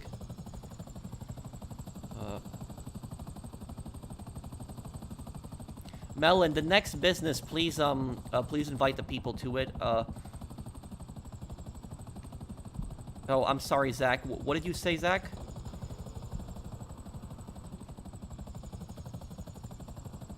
Oh, I'm not 19. I'm 28.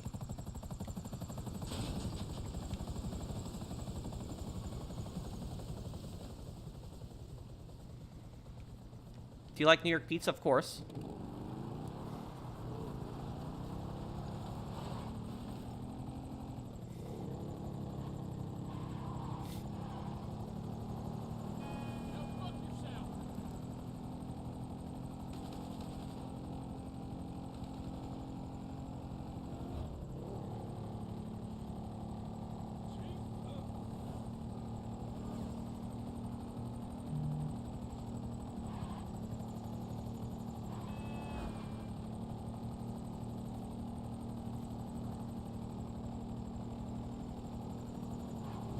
I was 10 when GTA 5 came out. Now you're what? You're 19, 20? Yeah.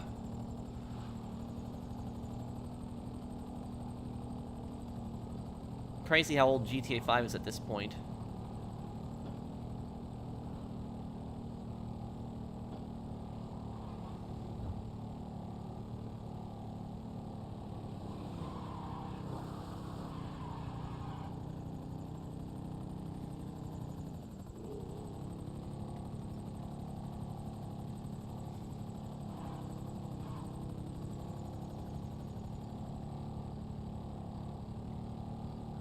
Dex should have been the main villain in Saints Row 3. Oh, I agree.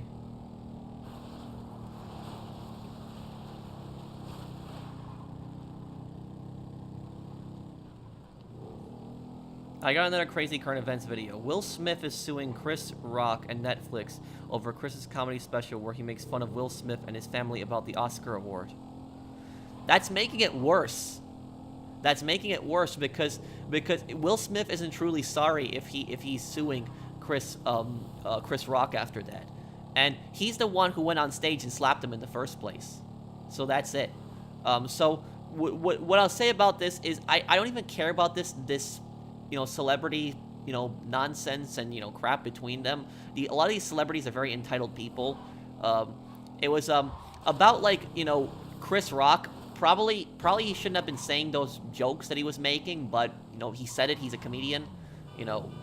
Probably wasn't the best idea that he did that, but Will Smith was out of line, way out of line by, going up on the stage and just slapping him. He shouldn't have done that. And the thing about that is, the first time that I saw that, I actually thought that was fake. I thought that was that was just staged.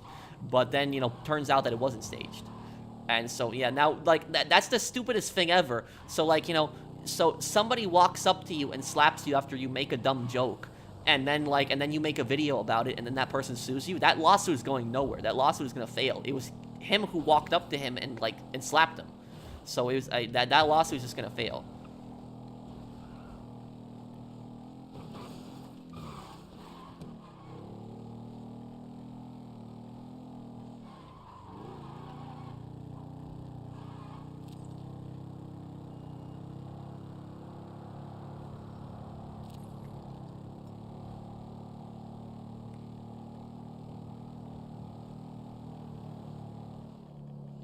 Smith was laughing until his wife looked annoyed, and he randomly chose violence. It wasn't a loss of control. I don't know, I don't know how, how this guy, loses, control over stuff like that. There's people who upload videos of me making fun of me all the time, make fun of my voice, make fun of what I look like, but, I don't care. I don't let it get to me. I don't care. I personally think that by uploading videos like that, they make themselves look stupid. But that's just, So Will Smith, I don't get it, and here I thought that Will Smith was one of the more reasonable actors, but it turns out that he's not. So but that lawsuit is going nowhere. I can imagine the judge being like, so let me get this straight. He made a video making fun of you slapping him, and you're suing him for that. Yes, Your Honor. Yes, that's inappropriate what he's doing. It's but you slapped him, so he shouldn't make a video about me doing it. Oh, okay, Melon. Thank you for the super chat. Pat, and Zom says hi. Oh, tell him I said hi too.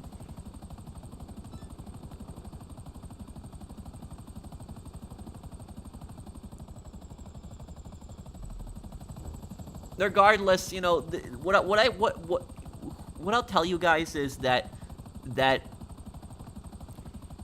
what I will tell you guys about these celebrities is that when it comes to these celebrities, I think that these people who worship these celebrities, like, just the fact, like, when Will Smith slapped Chris Rock, like, how many views does that video have? Like, I would just have to, I'm just gonna look it up on YouTube here, how many views it has, because I'm just curious. Let's see, Will Smith slaps Chris Rock. Let's hit the most popular one. The most popular one, 111 million views. That's how many views that video has. 111 million views. And I guarantee you in a few years this will probably get up to 200 million. So 111 million views. So look. So this is what people care about? This? Like some stupid celebrity drama between like Will Smith and Chris Rock? That? I mean, Will Smith is lucky Chris Rock didn't press charges because he could have for assault.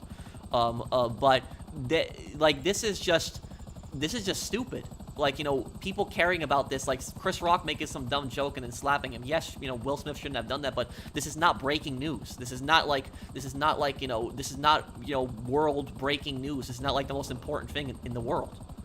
Like, you know, it's just, you know, we got, like, you know, the thing about this is we have wars going on around the world. We have hungry people. We have people who can't even put enough food on the table. We have inflation at record numbers. You know, just so many bad things going on in the world. And I didn't even name half the problems. And yet, this is what people care primarily about. Is that just some celebrity slapping another celebrity. You know, why is a video that talks about how bad inflation is? Why is it a video explaining how bad the inflation crisis is and gas prices? Why does that video not have 111 million views, just like the Chris Rock and Will Smith video? It's like people don't care about stuff like that. It's, even if it directly affects them and hurts them, they don't care about stuff like that. They instead just care about the celebrity gossip and the celebrity drama.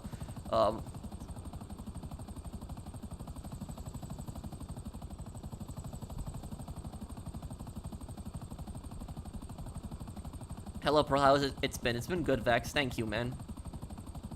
You don't get it, Pro. People watch this stuff to forget about the problems in their lives. I don't agree with it, but that's what they do. Well, Mark, respectively, here's what I'll tell you about stuff like this. Do you want to know how bad the celebrity worship is these days? I'll tell you how bad the celebrity worship is these days. Somebody invite me, whoever needs help next. If you got, let's just say that you got, like, let's say that you got 1,000 teenagers and young adults together, right? And you ask those teenagers and adults, you ask them just one question. You ask them, would you rather spend a day getting to know and hanging out with like a World War II veteran who stormed the beaches of Normandy, who was actually the D-Day landings and helped like liberate France from Nazi tyranny, or would you rather spend a day with a celebrity? I guarantee you the majority of those people are going to choose to spend the day with a celebrity. That's how ridiculous the entitlement has become, is that people look at these celebrities like gods, and like somebody that was like an actual hero and made a difference, like defeating fascism, for example, they wouldn't care. They don't care about the... I personally think the World War II veterans, I personally think those are my celebrities. Those are my heroes. And so that's like, these people, like just some stupid actor who's entitled and just, you know, makes a bunch of dumb movies. Like, why are they like gods to these people? I personally don't get that. And that's just what I'll say, is that people worship these celebrities too much. It's just stupid. It's dumb. It's idiotic. It's the same thing with that stupid, it's the same thing with the stupid, like, the stupid Prince Harry and Meghan Markle drama. It's like people keep talking about that, and they keep saying, oh, you know, did you hear Prince Harry broke away from the royal family? Did you hear Prince Harry did this? Prince Harry wrote his new book. I don't care. I don't care about stupid Prince Harry. I don't care about stupid Meghan Markle. I don't care about these people. It's like, I'm an American. They're not my prince. They're not in my country. And to me, they're just a bunch of entitled celebrities who think that they deserve attention because they come from some royal bloodline. I don't care about them. You know, it's just that. But these people are just so obsessed with them. And I don't care about this. I think it's personally dumb. And so anybody who needs help, just invite me. here. I'm just waiting for another invite for anybody who needs help. But like I said, I just don't care about these dumb celebrities. I don't care about them. And so I care about real issues that are going on in the world. But these people, they worship these celebrities like they're gods, and they're not. Do you know I had some, like, I had some idiot that I was arguing with, like, weeks ago online. And this idiot that I was arguing with, I was telling him, I don't care about the Prince Harry drama. I don't care about it. We don't have a king in America. And I at least say, we overthrew our king. So we overthrew the monarchy. We don't have a monarchy in America. And this one guy, like, tells me, oh, well, America was like a former British colony, and so therefore you should still show Prince Harry some respect and stuff. No. It's like, no, I don't care. So that's stupid. So, but that's what I was saying. This Prince Harry's just one example of entitled celebrities. But there's just so many of these celebrities that are just such scumbags, and they're just such terrible people. And I just, like, you look at Alec Baldwin, just what a complete scumbag he is. And I'm not, and if you add on the tragedy, the horrible thing that he did, but you just look at also Alec Baldwin as a person. You look at how he acts, how he treats people in private. You'll hear some really horrible things about him. And then that horrible tragedy that was involved with him too.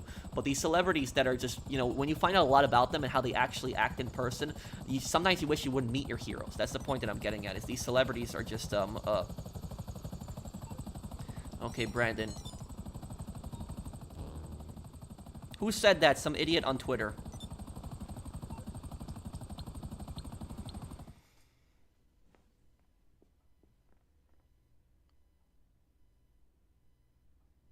It's not something that I don't know. It's like, what am I, what am I saying that's wrong here? That, celebrities are entitled people, and I don't think that I don't think that celebrities honestly deserve the attention that they get. Do you know what the celebrity entitlement is annoying as hell, but do you know what I personally find the most annoying about celebrities? The thing that I cannot stand the most about them is when celebrities act like they're experts. When they act like they're experts on things they have no clue about. Like, whenever I hear, like, let's see, oh, Vans post-up, great. Like, whenever, like, I'll tell you something, like, when I hear, like, celebrities, like, for example, talking about the economy, or they talk about what laws we should pass, or they talk about, like, who to vote for, what kind of energy policies we should have, like, stuff like that. When I generally hear stuff like that, I'm not saying that people don't have a right to have an opinion. They have a right to have an opinion. Everyone has a right to, state what they think. But my problem isn't that they're stating their opinion. My problem is them thinking that their opinion is more important than other people. That's my problem with it. Because here's the thing about that. If some celebrity releases, like, a video, right? And they say, like, vote for this candidate. Like, you see these ads, like, these cringy political ads where, like, people will get, like, celebrities to do them and, like, vote for this candidate and stuff like that. And it's like, why? You didn't explain to me why I should vote for the candidate. You didn't explain to me why this person is a good person to vote for. The only thing you basically said is just vote for this person. And basically they're trying to use that celebrity's fame to basically just say, oh, because if you like me and you like my movies or you like my music, then you also vote for this person. That's just stupid. That's dumb. And I'll tell you this. Why is a celebrity's opinion more important than the common man or woman? Why? Like, if a celebrity tells me to go vote for somebody, why is their opinion more important than some random guy that I would meet on the bus? Let's just say that I'm sitting on the bus, right? I'm going to another bus stop, I'm gonna get dropped off from work, and some random guy in the bus tells me, hey, vote for this guy. Why is the celebrity's, like, opinion more important than that random guy in the bus? It's not. But yet people act like that the celebrities are somehow like they're gods and they're experts in everything, and that's personally what annoys the hell out of me, when the celebrities basically think that just because they're so rich and famous that their voice matters more than the common man or woman. And that's just what I personally don't like about celebrities. That's why I can't stand most of them. There are a few celebrities that I do like. Like, I respect I like Keanu Reeves. I like Denzel Washington. I like Shaquille O'Neal. Those are a few celebrities I like and respect. But then the vast majority of other celebrities I really don't like. So there's a lot of them that I really don't like.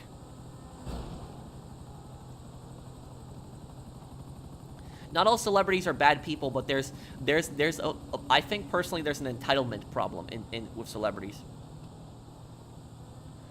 You really let the celebrity thing wind you up. For the record, I'm from the UK, consider myself to be Scottish, and I want the monarchy gone. Well, I never said anything about, British people in that regard, but this, I personally get annoyed by it, Mark. I try to ignore it. But the reason that I get annoyed by it, I appreciate the super chat, but the reason I get annoyed by it is because I see it everywhere. It pops up in my face. It pops up in my recommended. This actor is doing this, or this actor says this, or this musician says to do that, and I just cannot stand it personally, because why are they more important, than the common man or woman? That's just what I can't stand about celebrities. And I think like the kids like worshiping these celebrities today, I think that's like that's a real problem. Like, do you know that I guarantee you that if I found like 1,000 teenagers, right? 1,000 teenagers and young adults. Let's say people that are just finishing up high school, right? Finishing up high school, getting into college. If I found 1,000 people, I guarantee you, if I asked them like the question, like, tell me about your favorite celebrity, and everything they do, versus like, tell me what the Battle of Midway was.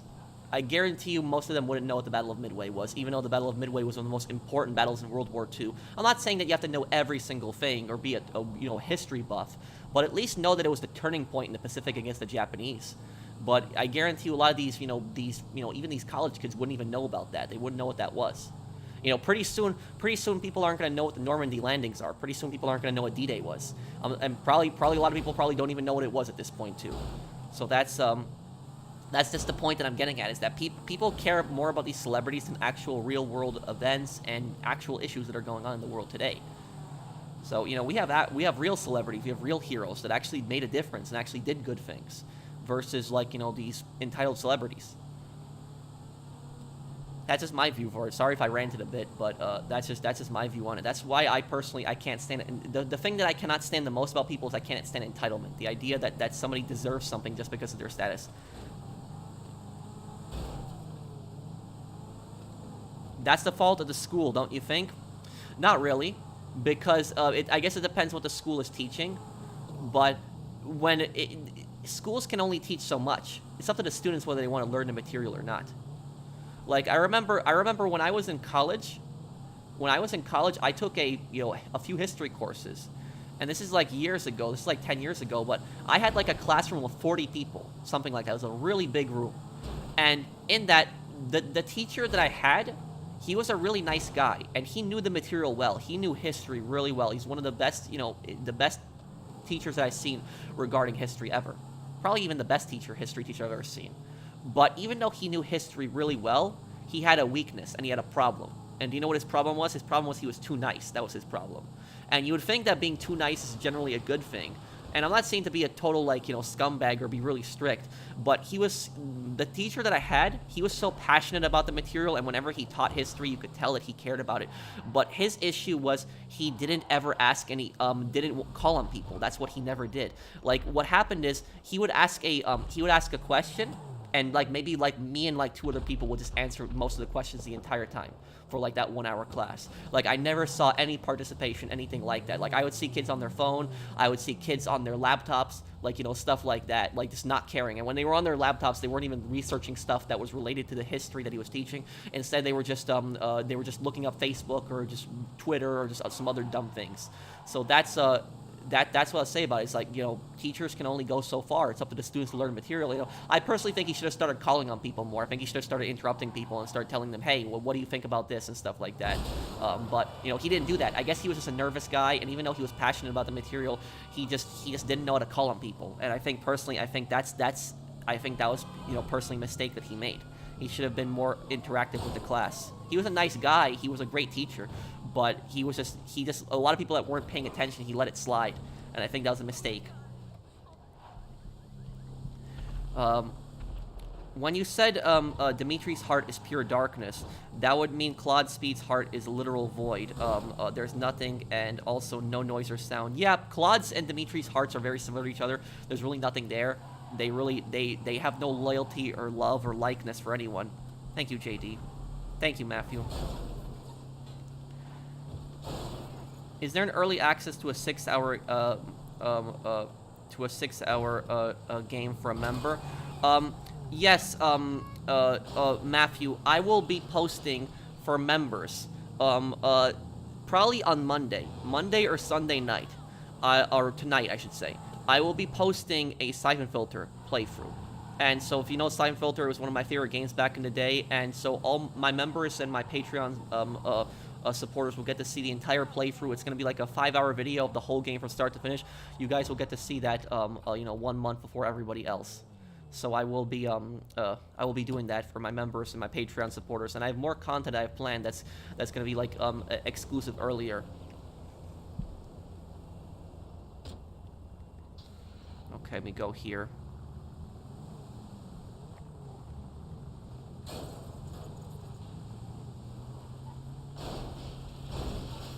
Do I watch anime? Some anime.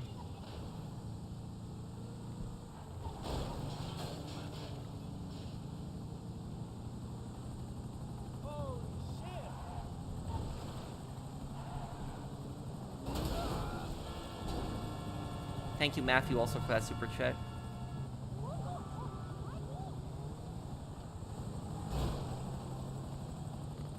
Yeah, I'll do a video on Darko one day, but the Darko video will be part of a larger Nico video.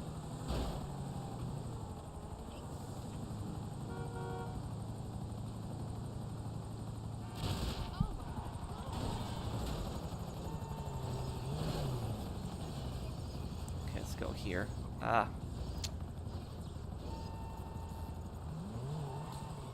Thank you, Villas. Thank you for sponsoring my channel. Thank you, man.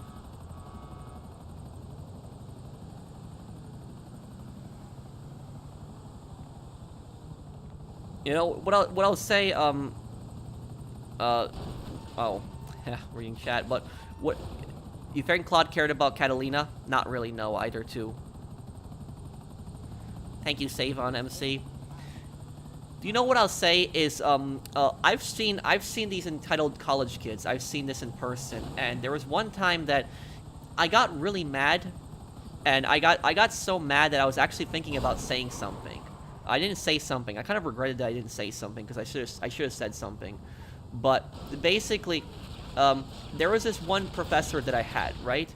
And he was a professor, what did I have for him? What was the class?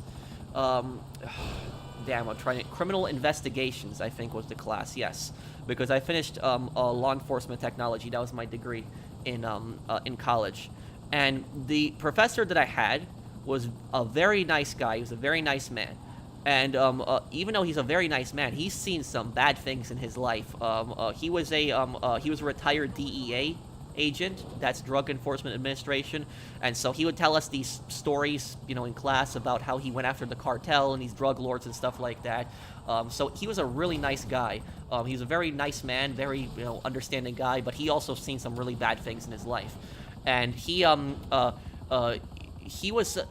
the thing about him is he was really nice to his students, that he was too nice at times too. So this is a different guy from the history guy that I'm talking about. But basically about this guy is he was so nice to people that what he would do is that people would like come into the class, right? And they would just sit there for maybe 20 minutes. It was like a 2-hour class. So they would sit there for like 20 minutes and they would basically say, oh, I have a family emergency, or I'm not feeling well, or something like that. And he would basically say to them, okay, no problem. And he would basically mark them as present and let them leave. And so that was the and so many people took advantage of that, of his niceness and that, his generosity. And so they would do that all the time. I have a family emergency, or I'm feeling ill, and I'd see people walking out every day out of the class. And sometimes people would like come in like 30 minutes before the class ends, and they would say, oh, sorry, I had something important to do. And he would say, no problem, and he'd just give them credit for being there the whole time. And people took advantage of him for that. And I remember that one time when we were working in groups, I remember I overheard this one group talking. Like, they were like a few tables behind me, but I just overheard. I wasn't like eavesdropping, but I did hear what they were saying. And he didn't hear what they were saying because this was the corner of the room. But basically, what one of the kids said, you know, he's a total idiot. You know, you can just tell him that you have a family emergency, and he'll mark you as present every time. And I was thinking to myself, I was like, what a complete scumbag. Like, they were laughing about it. It's like a few of the students, and like I was like, this is just ridiculous. Like, you know, this guy's such a nice guy, and you're just taking advantage of him like this. It was just such a, you know, I was just thinking about turning around and just saying to them, like, you know, why the hell are you guys even in this class if you don't care? Like, get the hell out of here. Like, that's what I was honestly thinking about saying. Like, you don't even care about this material in here. Get out of here. and these kids, like, these kids want to work in law enforcement one day. And, like, you know, you have a DEA agent who's, like, spent, like, you know, how many years working in, like, law enforcement, talking about how he's went after the cartels and all this other stuff. You'd think that his stories would be relevant and important, and his lessons that he gives you. But, like, you know, these kids want to be law enforcement. It's like, you know, God help us. So it's like, and you know, they're just, you know, walking out of the class like that, and they don't care. So that's just, that's what I say, is that you sound like a teacher's pet. No, I'm not a teacher's pet. I never ratted anybody out or anything like that. But there was teachers that I really didn't like at times. But this, you know, this annoyed me. Like, you know, why would you take advantage of a nice guy like that and just try to get out of the class every single time? That's not a, it's not a nice thing to do.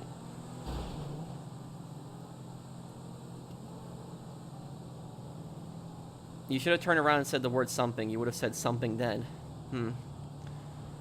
Yeah, but I don't know. Maybe it was good that I didn't start a confrontation in that class, an argument. But I was just, you know, I always went on my mind that I didn't say anything about that.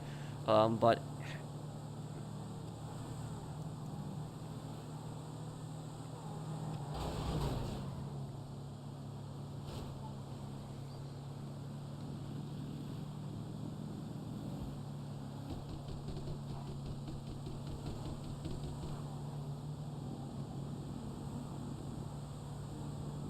this game we're playing Crime Boss, I really enjoyed the parts. Keep it up, professional. And Travis is an interesting character. He's definitely sarcastic, but I hope they had a backstory.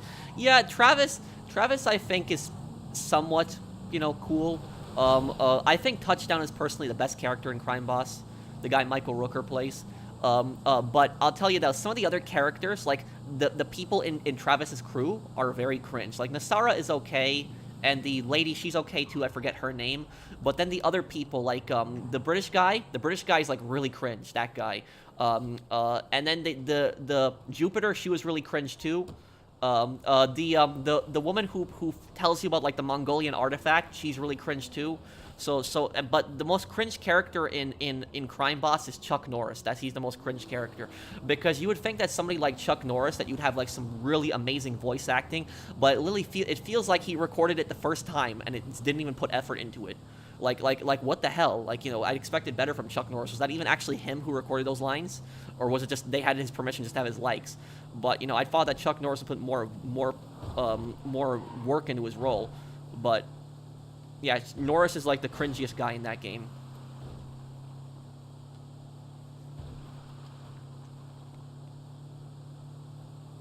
Does Ranger in Crime Boss have PTSD? Yes, he definitely does. It's from Vietnam. But I'll tell you something, guys. Even though all the problems that Crime Boss has, because it's not a perfect game, I probably would give Crime Boss a 6 out of 10 in the end. Maybe 7 out of 10 if I was feeling really nice. But out of all the problems that Crime Boss has, I'm still enjoying it way more than Cringe Row. So that's what I'll say, because at least some of the characters are cringe, but at least they're real gangsters. Where in Saints Row, they're cringe and they're not real gangsters. So that's,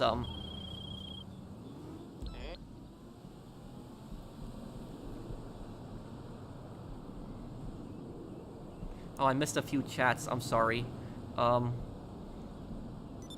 Do you play only GTA once a week for stream, or do you play for fun as well? I play for fun as well. I occasionally will get on and we'll sell some things, play some missions and stuff like that. Thank you, Billy Ray. But when we usually play, we usually role play like a biker gang. Thank you, JD. Valeria is a pure opportunist evil. Hassan is a warmonger evil. The Butcher is a full-on raider war chief, and Shepard is blind and oblivious evil. The thing about Shepard is the only, I think, the only villain who thinks he's actually doing the right thing. I think that's what it is. He's like convinced in his mind that he's completely doing the right thing. Thank you, JD. And hey, JBK Hester, thank you, man. Hey, Pro, how you doing? Glad to be a member for 7 months. I love your content. Can you do a Red Dead Redemption 1 playthrough on May 18th for its 13th anniversary? I won't be able to make it to May 18th, unfortunately, Hesh, because I don't have Red Dead Redemption 1 with me. Maybe if I order it online on PS3, maybe it'll get here before May 18th. Maybe I could do that. But I can't make promises on that, because my Red Dead Redemption is in my parents' house in New York. So I have a PS3 with me here, but I don't have Red Dead with me, though. But I can try to see if I can do something. Well, I just can't make any promises. I have to do, I have to do what's it called? Kane and Lynch 2 and Hitman Freelancer this month also. Um, okay. And just sell whenever you're ready here. Have you ever visited Australia? If not, would you ever visit Australia? I would consider visiting Australia one day, Aussie guy. Thank you for the super chat, man.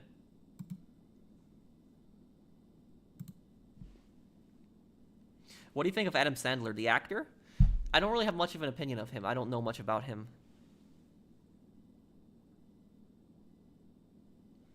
You're too nice. For generic and repetitive as crime bosses, I give it a 5 out of 10. Yeah. Maybe it's five or 6 out of 10, but the thing that I actually generally liked about Crime Boss, because even if there's a game that a lot of people don't like, if there's something I like in that game, I will say it. And the one thing I do really like about Crime Boss, I actually do like, is I like the empire building in Crime Boss. That I actually do like, and I think that's actually cool. But some of the other stuff, yeah, it can be some massive cringe. Why is the bike all the way there? What the?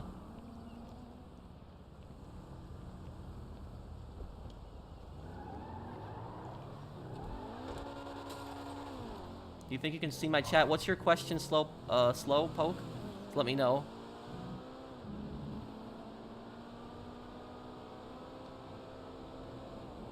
What's your favorite Jim Carrey film? I would say the, I would say, what's the movie with Jim Carrey, I saw it a long time ago. It was actually a really good movie. I'm not that big of a fan of Jim Carrey, but one of the movies that I actually did a really good job in was, there was that movie where he's like born into like a TV set. What's the name of that movie? Somebody let me know in the comments. I'm sure somebody knows what I'm talking about. It's like he's born in like a movie set, and like his wife is like fake. She's not real. She's just like an actor, and everybody in the town are actors, but he doesn't know that. And they're just trying to film him like going about his life every day. I forget what the name of that movie is. That was a good one. Oh, Truman Show. That was it. Yeah. That was a good one. I like that movie. That was an interesting one. But the thing about that movie, as good as that movie was, that was so unrealistic, because the thing about that is that if that was real, and I was like Truman, and I escaped at the end, you know, when he escapes in the boat at the end, he opens the door and he says that like, what does he say, good night everyone, or something like that. Do you know what I would have said instead? I would have said good night everyone, and I will see you guys in court also, because that would be the biggest lawsuit ever. Like, that whole situation was so unrealistic, but if that actually happened, that would be the biggest lawsuit ever. Like, you know, Truman would have been a multi-millionaire. Like, just he would have taken everything that show had. Like, you know, that would have been the biggest lawsuit ever. When you really think about it, he could have sued them for this. That's why I say, like, the Truman Show, it's a great movie, but it's very unrealistic, because if that actually happened, that'd be the biggest lawsuit ever.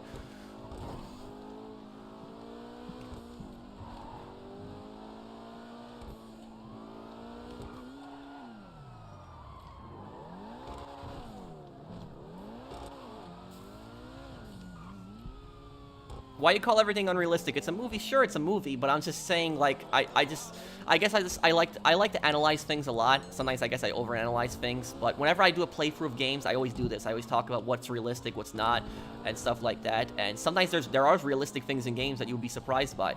But that's like when I watched that movie again, that's what I was thinking about. As I was thinking about the fact that this would be the biggest lawsuit ever if this actually happened. Like, how would that even be legal? Like, you know, what was going on? Like, they literally kidnapped somebody and imprisoned him in, like, a fake TV show.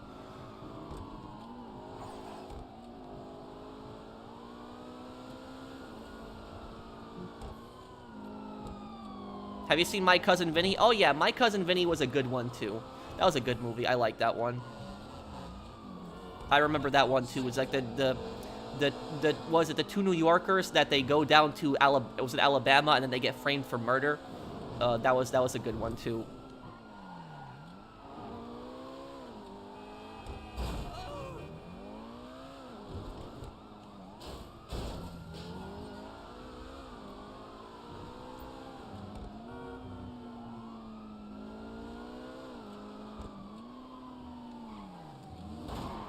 Oh, sorry.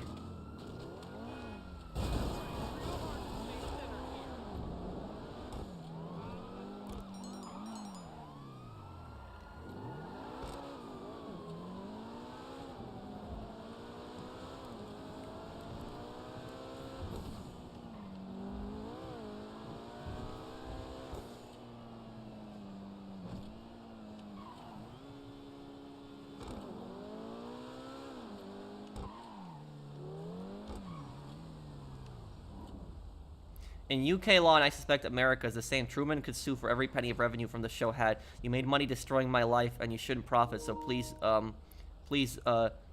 Judge, give me the money to me. Yeah, like I said, that would be the biggest lawsuit ever if what happened on the Truman Show. But just one moment, guys, I gotta get my controller's charger. I should have charged my controller before the stream. Sorry, everyone.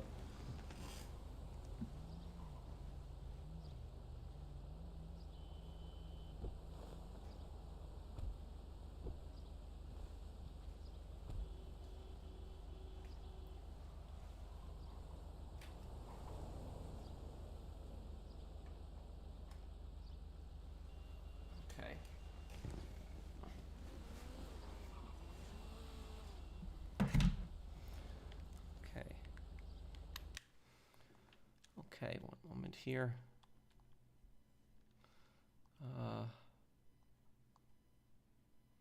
Okay.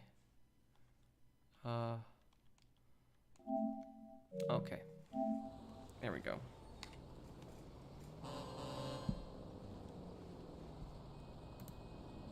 Okay.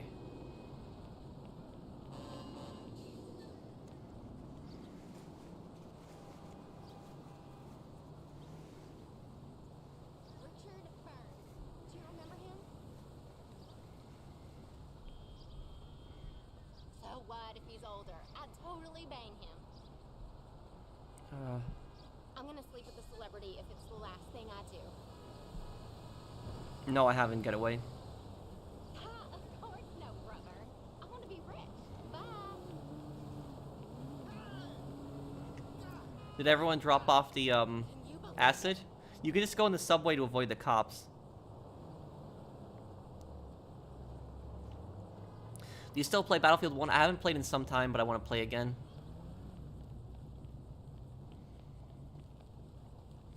What movies would you like to see made a video game? How about Enemy at the Gates, the World War II, movie? How about, what else?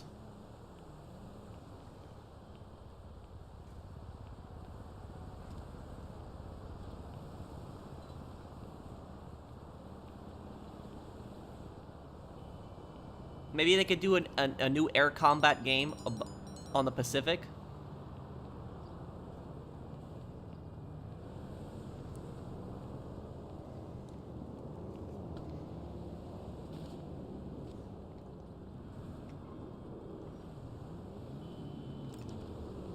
Wow, thank you, NPC.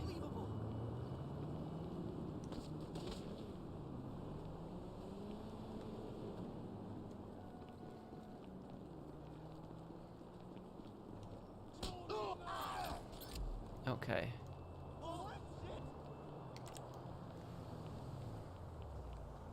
Are there sociopath bosses in the workforce? Oh yeah, of course. What's your question, Creeper?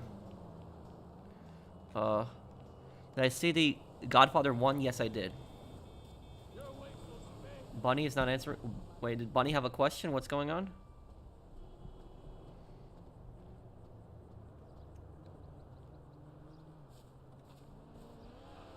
It's okay, Marcus. Don't worry about it, man.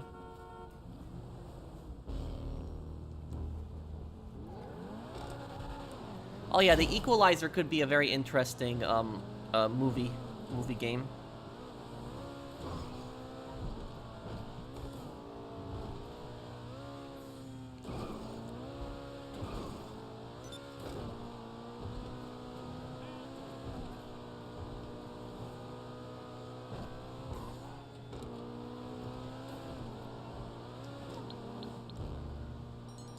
Does anyone have a heist that we can do, by the way? I'll help a sophistry with, Oh, and then after that I can do a heist if anybody wants to do a heist.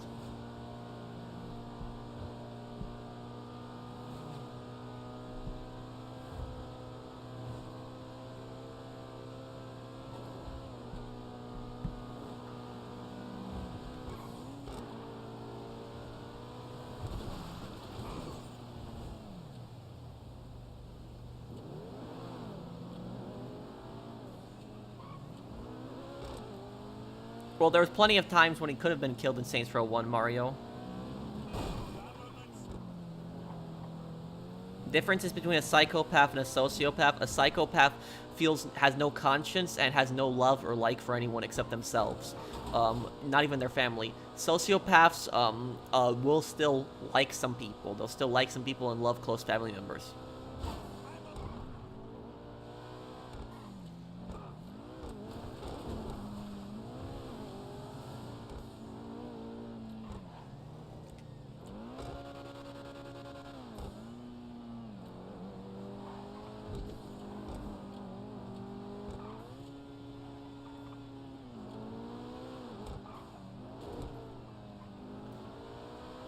Okay, Steph, what are we, have sophistry, what are we selling?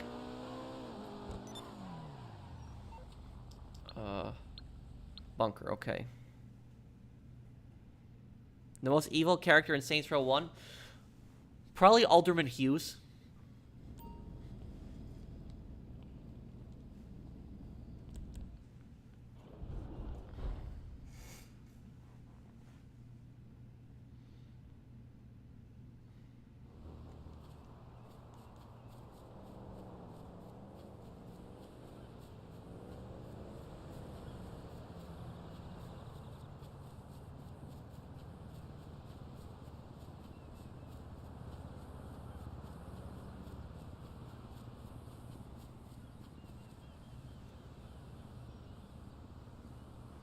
Oh yeah, William Sharp was a really, evil guy.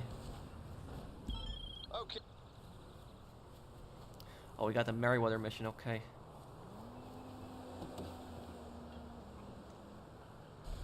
What's the difference between a sociopath and a psychotic? Well, psychotic would basically be like... Somebody that can be psychotic but not be a psychopath. If psychotic would basically be like...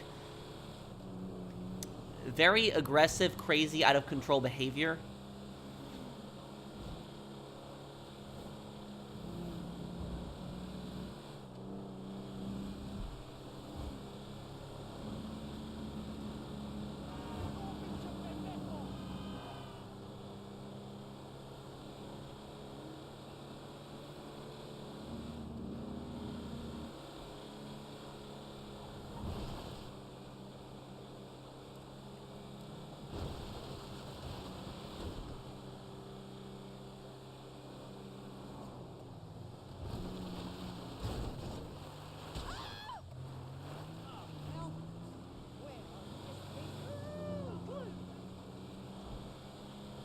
Was Erwin Rommel evil?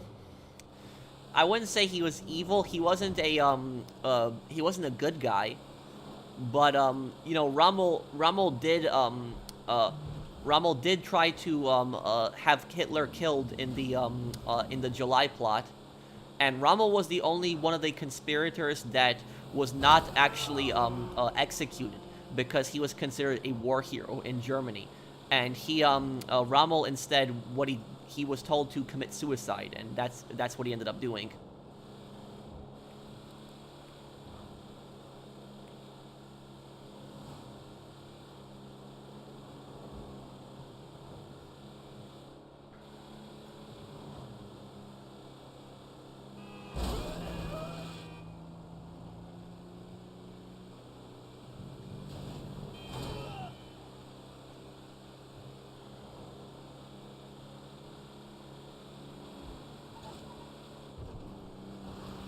Okay, let's get over here.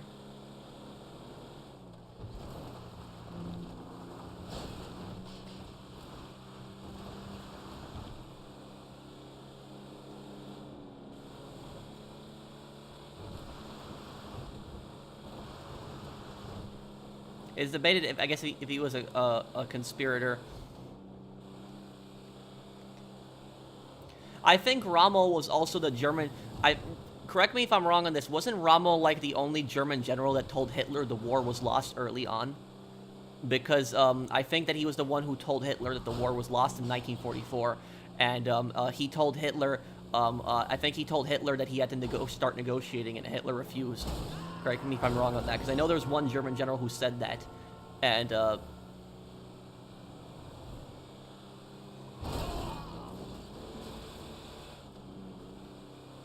but yeah, Rommel wasn't necessarily a good guy, but he was more of a bad guy, but he wasn't, like, you know, pure evil.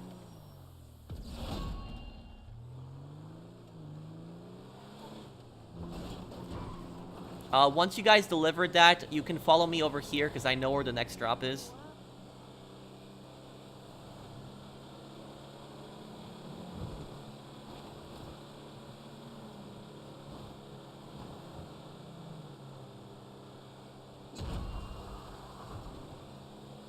Well, I don't really hate Manny, I was just instead annoyed by him in GTA 4.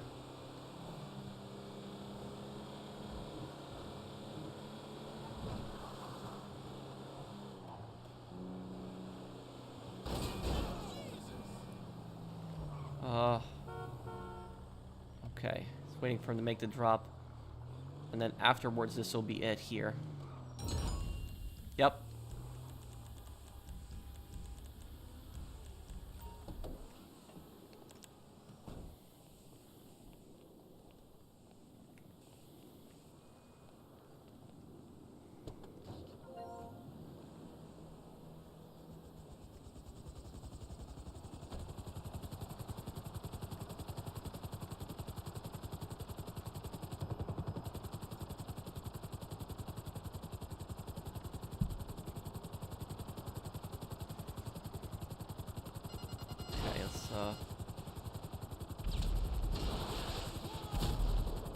How did that not...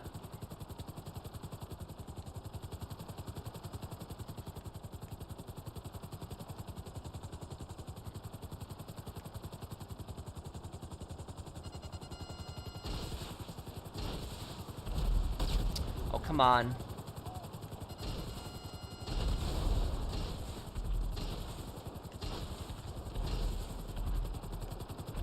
There we go. No, not really. MC businesses are still the best way to make money. At least not with heists. In free mode itself, I mean. If you could deliver them here, I will, yeah.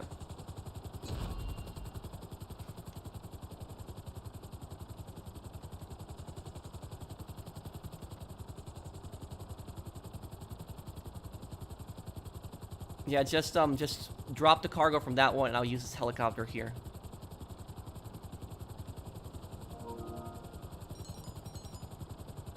Thank you, Casey.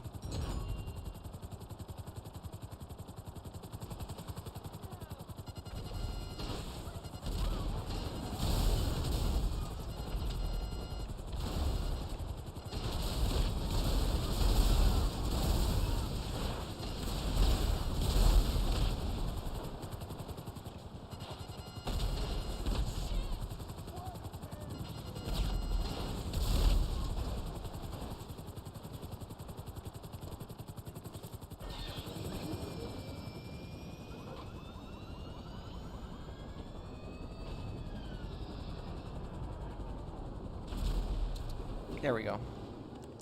You missed my super chat, Patrick. Mind scrolling? I'm sorry, JD. Let me look. What do you think of Evan? YouTube channel name, Vanos Gaming. He's an edgy guy, although he's Canadian, so that's an exception. Any thoughts on him? I have not. I've heard of the name before, but I really don't know much about that guy.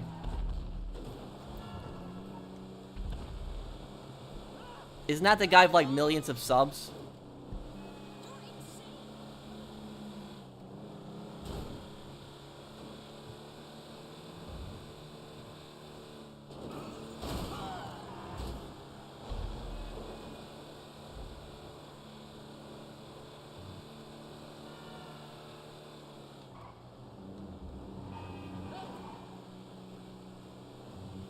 No, I wasn't born in Poland. My parents were.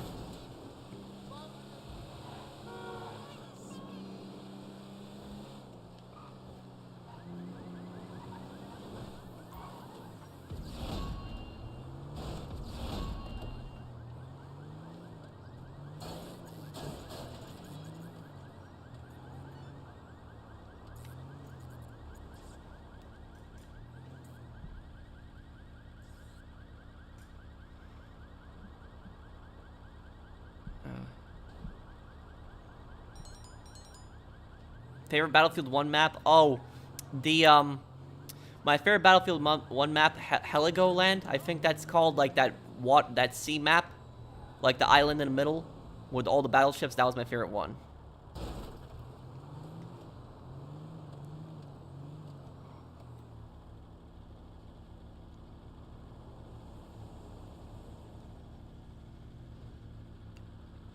Have you ever seen the fake GTA 6 YouTube advertises? Yes, I have. I actually made a video about that. Look up on my channel, GTA 6 like ad scam, and you'll see I made a video about that. What's your question, Binded Eagle?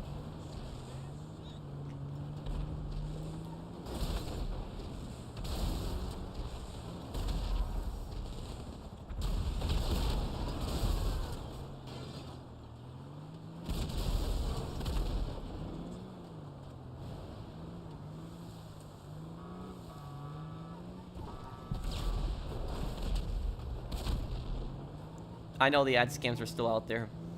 But the Vanos Gaming that you asked me about earlier, wasn't he involved in some kind of controversy, something?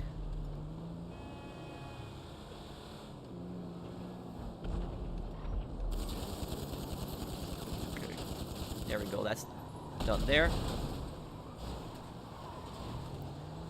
Hey, MC Mike.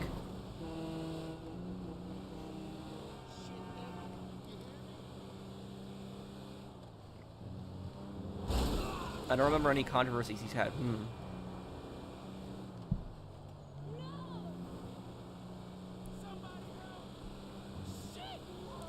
Okay, well, I don't know much about this YouTuber then. I don't... I've heard the name before.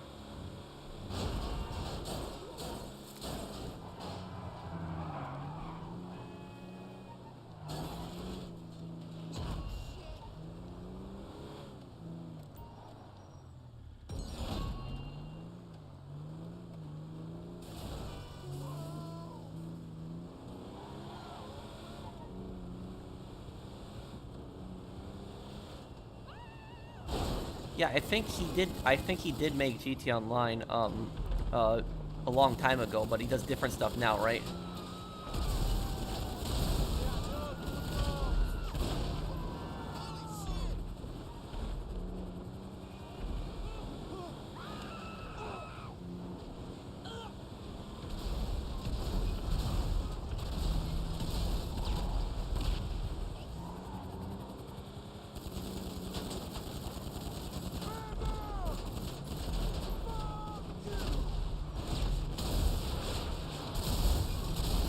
Good work, okay. I think the last drop is gonna be at the meatpacking plant. You know where the triads took Michael? Yep, I was right.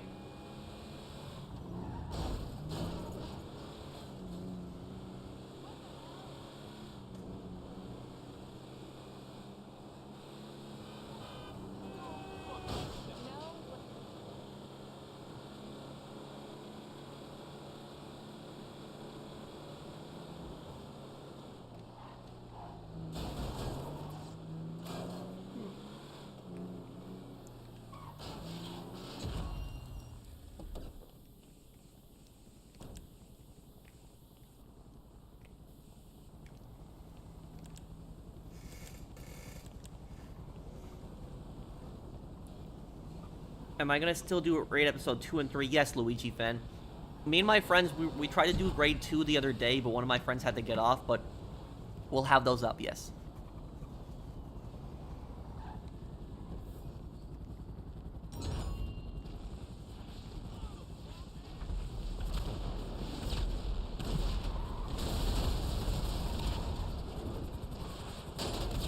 Wait, what's wrong, SpongeBob?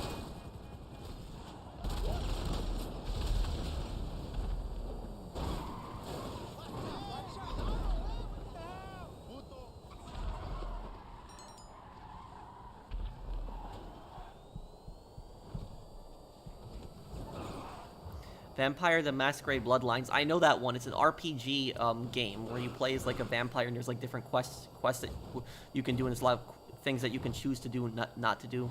Thank you, Danta, for subscribing. I might consider it.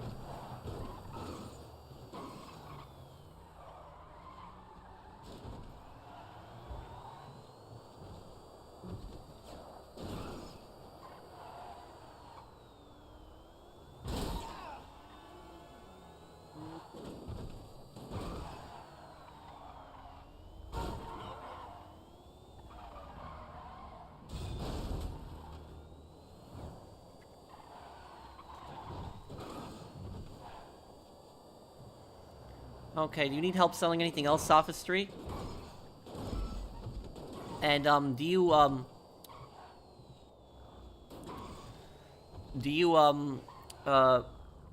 what is it? Do any of you guys have a heist we can do?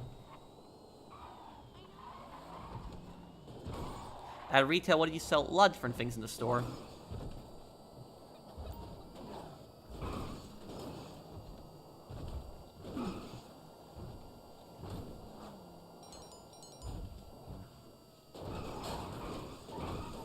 Do you want to do it?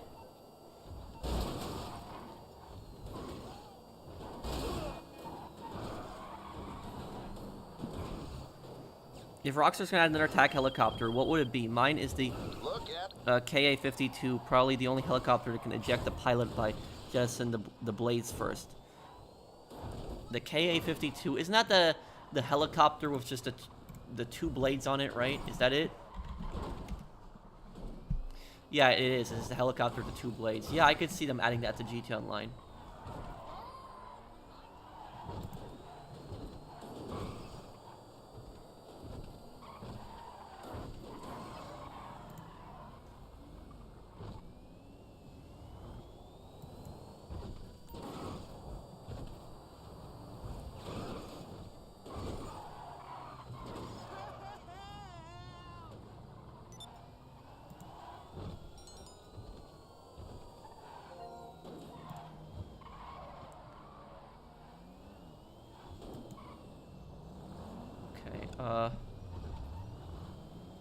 No, probably not. He would have mentioned.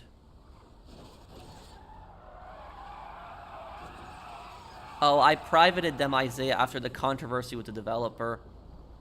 Because I didn't know about that. Was I ever threatened to be fired? No. At my job? No, I wasn't. It's about 7 p.m. where I'm at.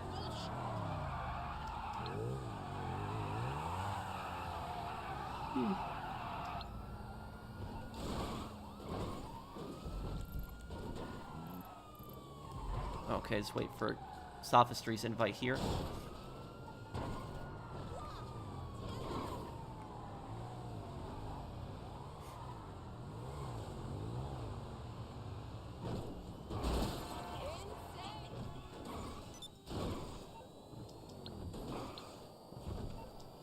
Okay. Yeah, I'm good.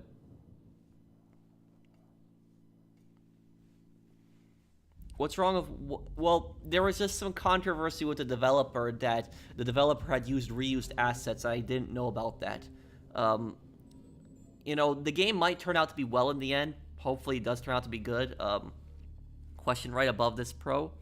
Thank you, Minded Eagle. Let me look.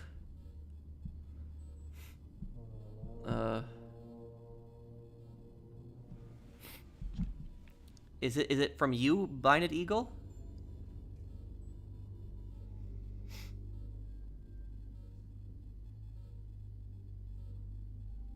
Let me see. Was there something I did as a kid that I regretted? I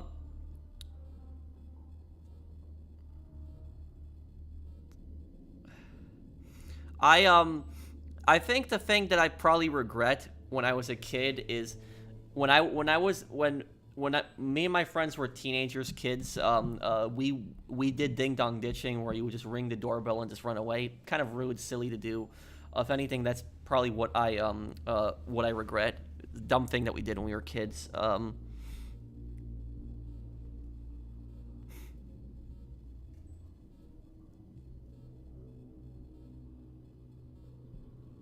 Let me see, Binded Eagle. I'm trying to find your comment here. Where is it, Binded Eagle?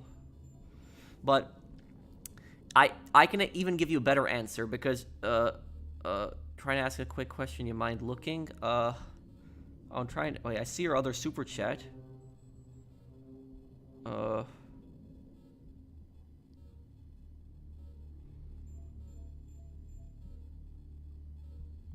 Binded Eagle, what? I don't see your comment. Could you just type it again? You don't have to super chat me, but could you just type your comment again? I'll answer it. I'll look for it. One guy asked me earlier, one thing that I regret doing as a kid. I can give you a better answer. I can instead tell you what I regret that I didn't do. I can instead tell you that. The thing that I the thing that I regret is yeah, I'm ready whenever you are. The thing that I regret when I was that I didn't do when I was younger. This is not even when I was a kid. This is more when I was a younger adult. Is that I what was it? I let people roll all over me. So when I was in when I was in retail, I would have people that would constantly take advantage of me. Like, so they would constantly ask me for favors here and there, and they wouldn't ever help me back. And my managers oftentimes were just complete scumbags to me.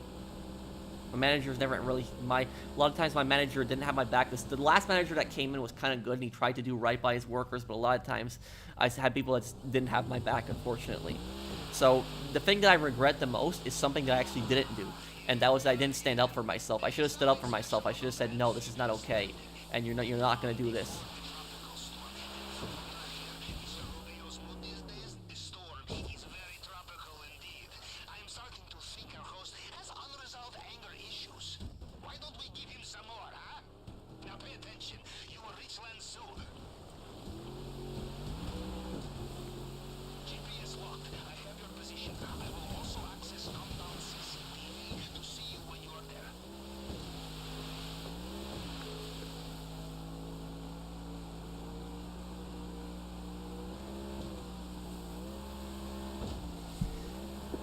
I think the one benefit the Saints Row DLC did have is it gives you a mansion at the end.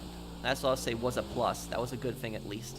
But it was very short and it wasn't that exciting, honestly. Okay, let's sophistry cut this. And I'm guessing people don't have rebreathers here, so let's sophistry cut it, and then sophistry, if you don't have a rebreather, just swim to the top. And then we'll go down once the thing is cut. So does everyone keep your breath above water right now? Let sophistry just cut it.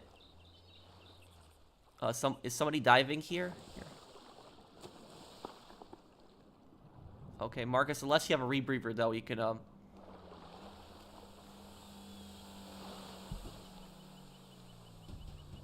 Wait, what was your question, Binded Eagle? Did you post it?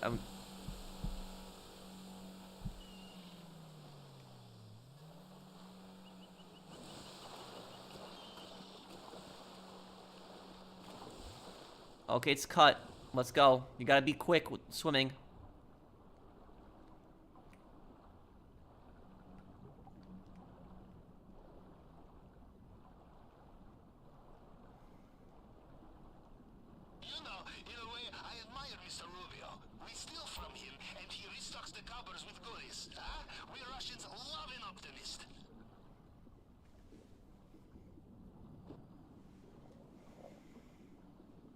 No, I don't really use Discord.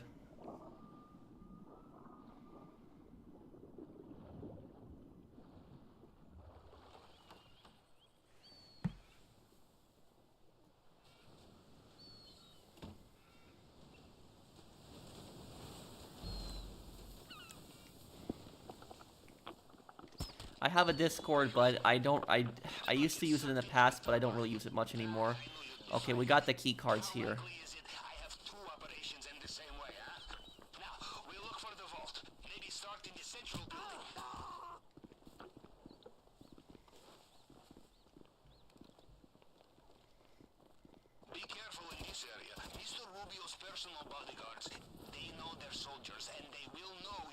one of them, no matter what uniform you are wearing.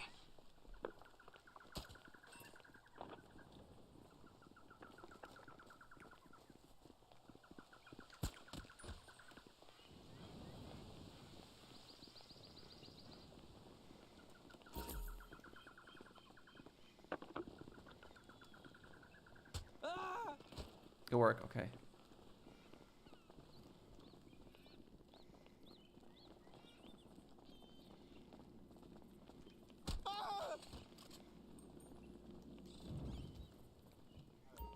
Sí, anda por aquí.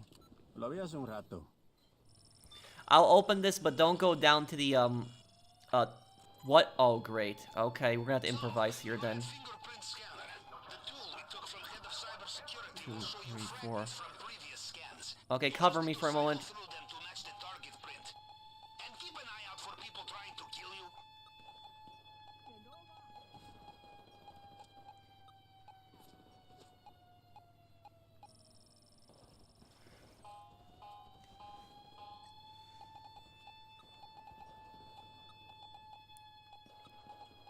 1, 2, 3, 4. 1, 2, 3, 4, 5. You can just count these down. 1, 2, 3, 4, 5, 6.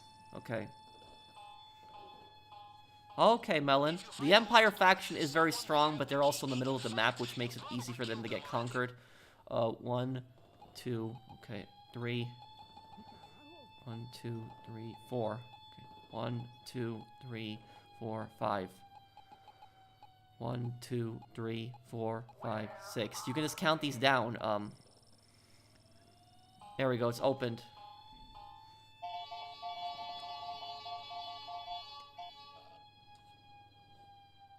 Is it open? Well, don't just stand there. Move. It would be rude not to check the safe, I think. Sophistry, what's going on? Are we still continuing, or do you want us to restart? It's your heist.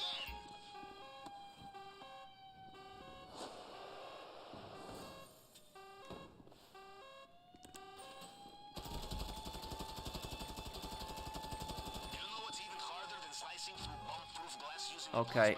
Sophistry wants us to restart. Okay. Okay, I'm gonna restart. So Sophistry wanted.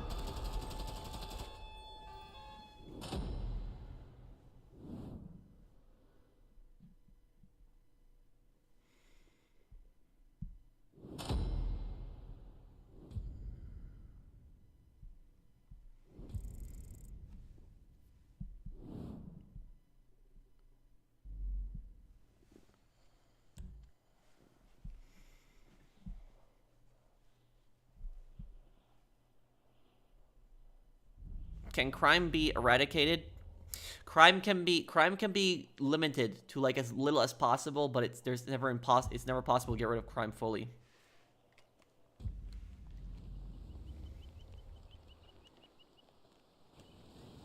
Are you in?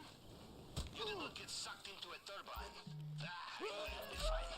How likely is it I have two operations in the same way, huh? Now, we'll look for the vault. Maybe start in the central building.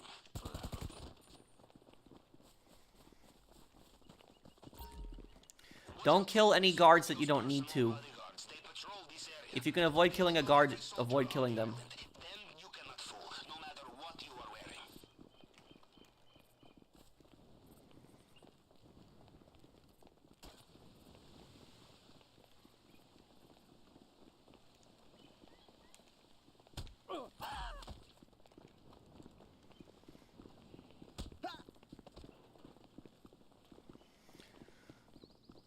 Okay, we haven't found the other key card yet. Okay, I'm gonna help Sophistry try to find that key card then.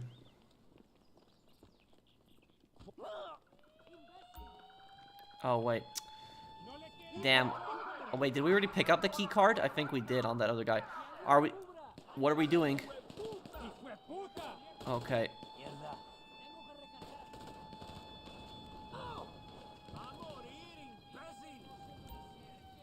Are we restarting? The guy and I couldn't.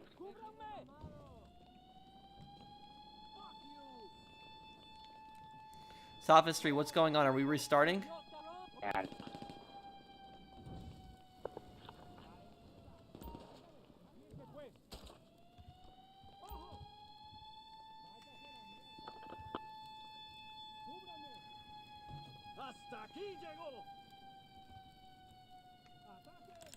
Okay. Retry. If we get spotted this time, let's just fight our way out. Let's just try one more time, and,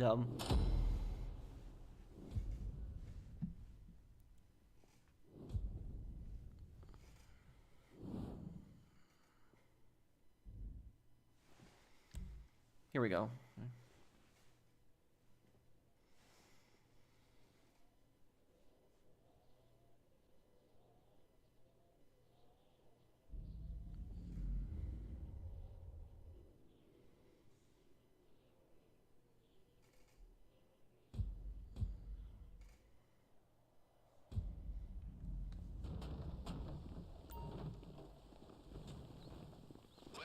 Judging from the lack of terrified screams, I will assume you made it through the uncharted tunnel and into the den of strung-out militiamen. Good. Things are going according to plan, huh?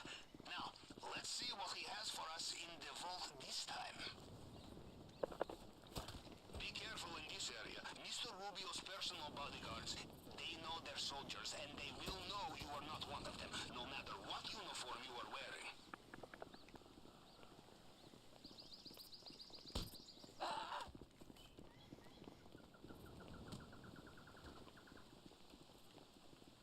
That guy down there, don't kill him. The guy by himself.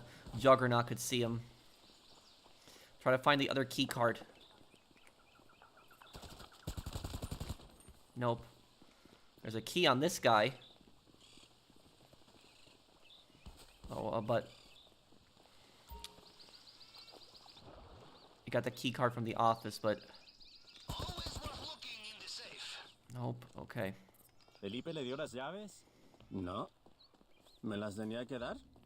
Lo vi hace poco. Sí. Seguro se lo olvidó a ese pendejo. I'm sorry, the CCTV image is a little blurry. Was that a gun made Okay.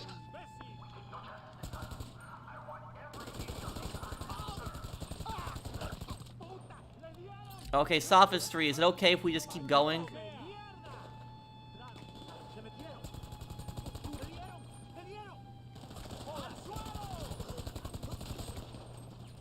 Damn, which of these guys has the damn key card? I'm done.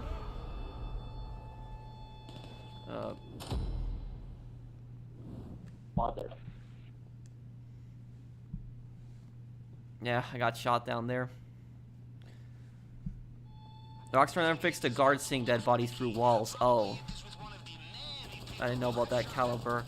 And thank you, Aussie guy. We don't really need help. We'll just do it right now like this, but...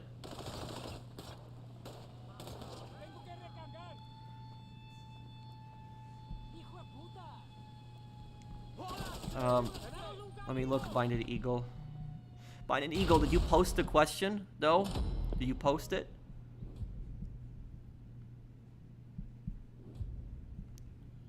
Keep up the good work, pro. Thank you, awesomeness. Thank you. Future.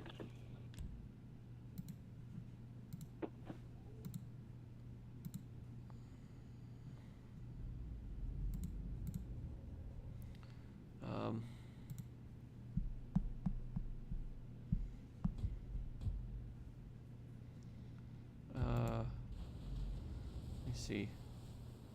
Question above this, pro.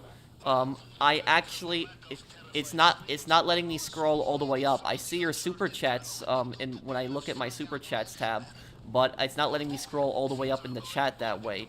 Can you just write your question, what it is, Binded Eagle, and I'll just answer it right now.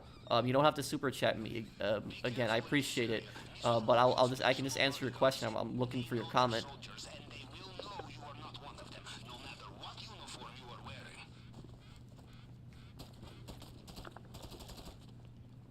There it is. Okay. Don't kill anyone else. Do not kill anyone else. Just this key card is all we need. We can knock out the guys near the door to the mansion, but other than that, don't kill anyone else.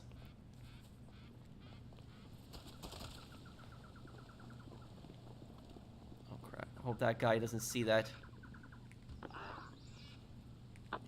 Okay, he doesn't. Okay.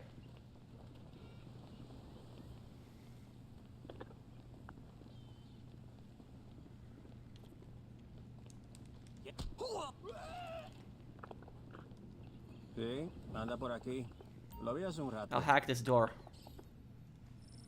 Everyone get over to the mansion just so you don't get spotted. Oh no. Okay, that's it. I'm fighting out on this. But what happened again? Cover the doors here. Let's get our... Yeah, let's fight. I don't even care anymore. This is... I got this halfway hacked. Just please don't let them come up here.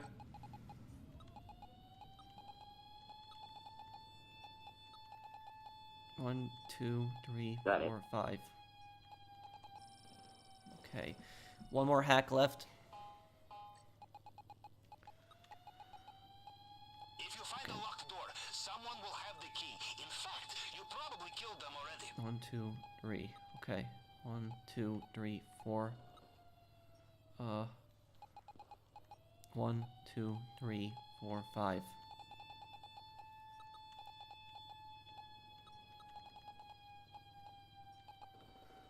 Which 1, 2, 3, 4, 5, 6. 1, 2, 3, 4, 5, 6. Okay, there we go. Yeah, it's sad that certain glitches don't get fixed up. That's the unfortunate thing. Titan glitch still hasn't been fixed. Did Binded Eagle post this comment? 1 second, don't go down yet. People miss this a lot of times. Sometimes it spawns in the office.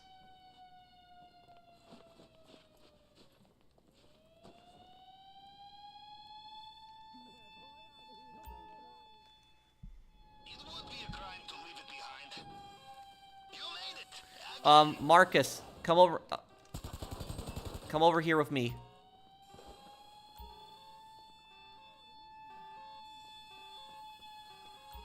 Do it, Marcus. Oh, great. Oh my god. That stupid rapid fire glitch. I'm gonna... God. That stupid rapid fire glitch. There's no way he took all my health down like that. God, I can't stand that.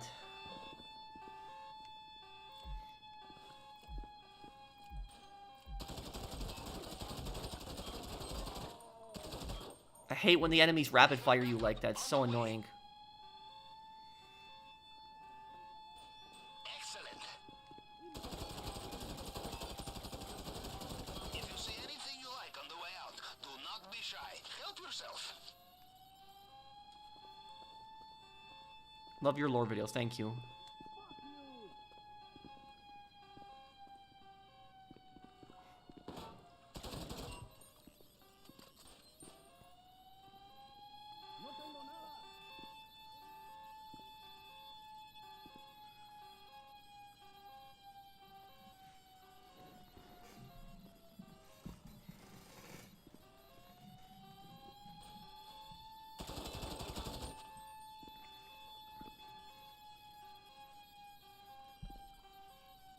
Yeah, if there's a money glitch, Rockstar will fix it right away. But if there's like a rapid fire glitch where the enemies will kill you really quickly, Rockstar's not gonna fix it. Oh.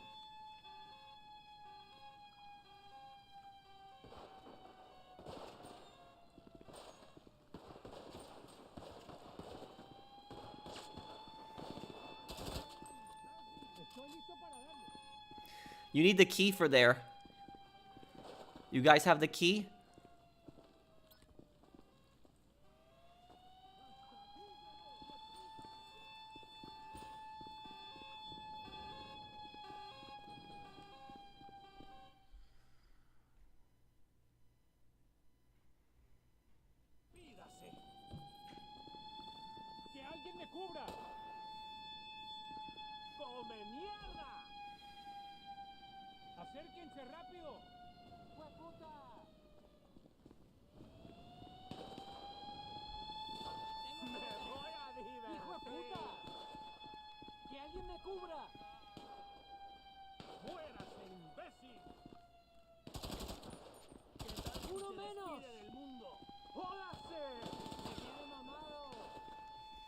Yeah, this heist has just gotten so ridiculous.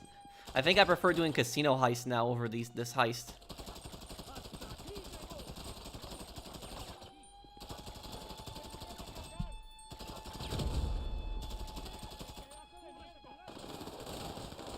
Oh, they're rapid firing again. Watch out.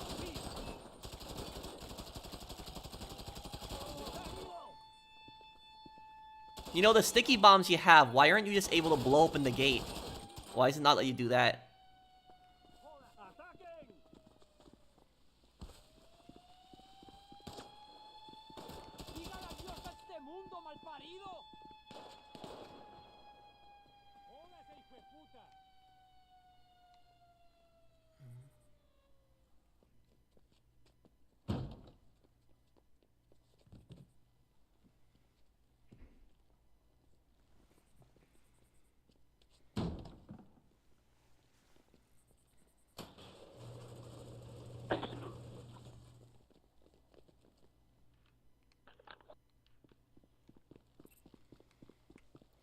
Take the cars and just swim off the island. Take the... Now, do not die on the easy part, yes? Get out of there. Go. Your exit route via the airstrip is on your GPS now.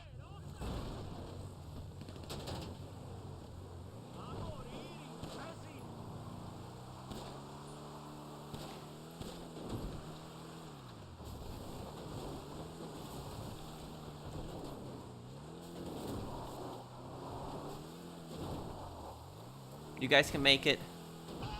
The cries of the impotent despot is beautiful now.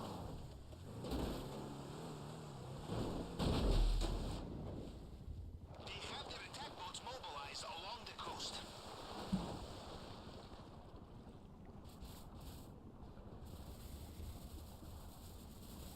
I think you guys got it.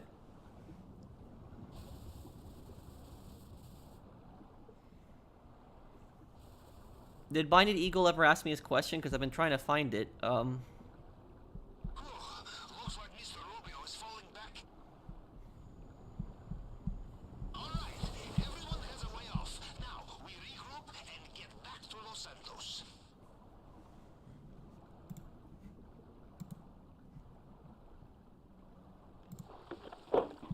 Good work, you guys.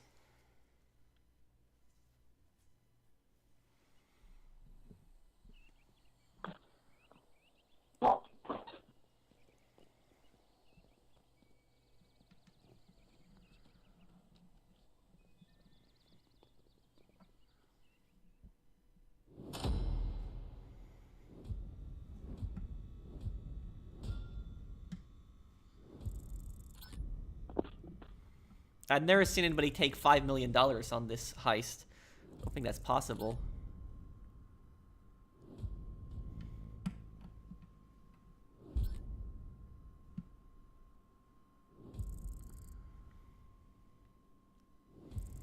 They did good getting out. They did a good job. It was, that I hate that rapid fire glitch. It's so annoying.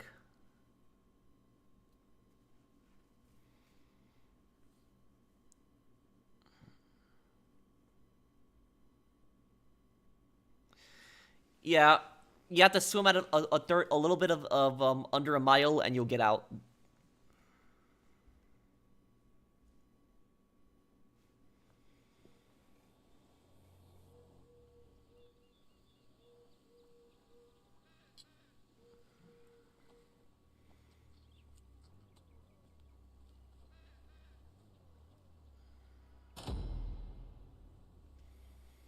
Okay, good work, everyone, though.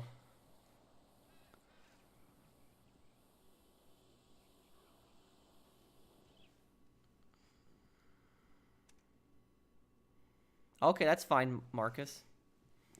So I guess we'll probably wrap up the stream here, guys. I'll still stick around and answer any questions people have. So if you guys want to ask me anything before I go, I'll answer your questions. If Binded Eagle still wants to ask me his question, just trying to find his comment.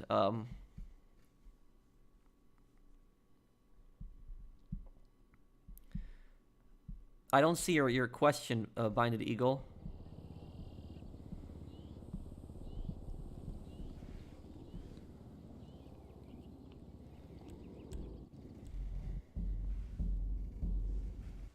My comment was right next to Marcus. Let me look.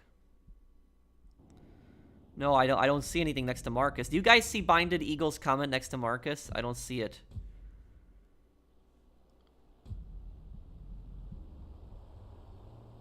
I don't see his question.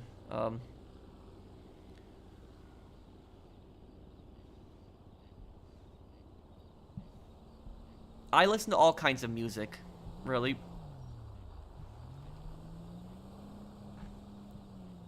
Okay, happy Mother's Day, Isaiah. Happy Mother's Day to everyone, too. Pro, I think this game limits creativity. For example, why would they remove storing vehicles in the back of cargo planes? Defeats any purpose. You're right.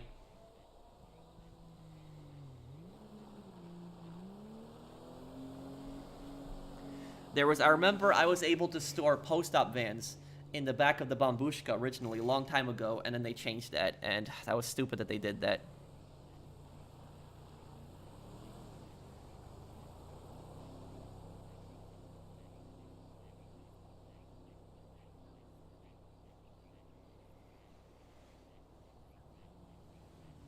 My least favorite game other than Cringe Row?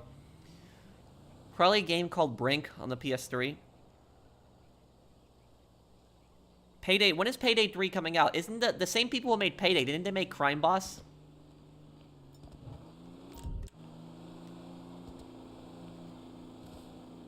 You think it's dangerous to hang out with Kane and Lynch? Oh, yeah.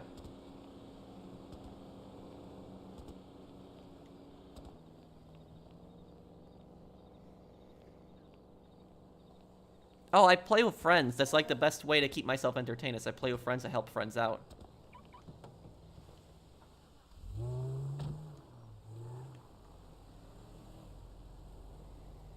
Boxing match? Oh, it's Boogie and wins a redemption. No, I'm not gonna watch that. Overkill made Payday. Oh, okay. When are they making Payday 3? When is Payday 3 releasing? Let's see here. I'll just look that up before I go here. Payday 3 release date, because I'll definitely play that. I'll have to get a crazy cosplay on.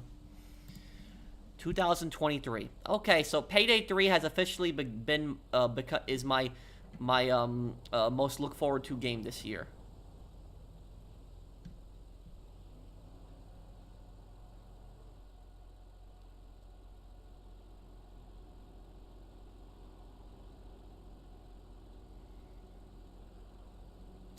So basically half a year until it comes out. They're probably going to release it for Christmas. That's probably what they're going to do around the holiday time. That's probably when it will come out.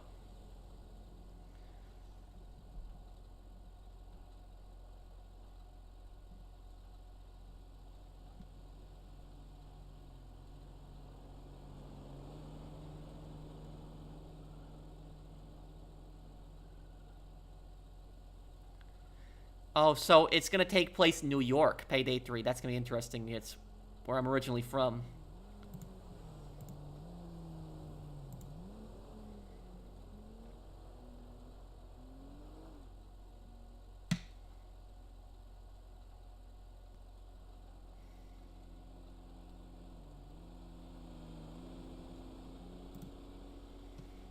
You're the best YouTuber. Thank you, man.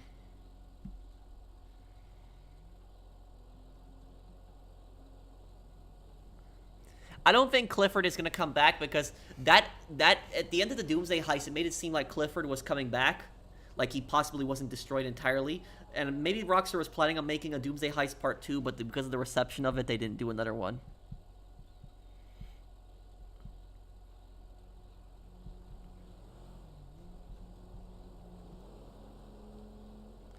Well, I guess I'll be going here, guys. Thank you, everybody, for the super chats and for stopping by my stream and hanging out with me. I will see you guys on the next one, so thank you guys once again, and I hope that everyone has a great Sunday night, and I wish everyone a happy Mother's Day. So thank you guys for hanging out with me. I will see you guys on the next one. Take care, everyone. Have a wonderful day, guys.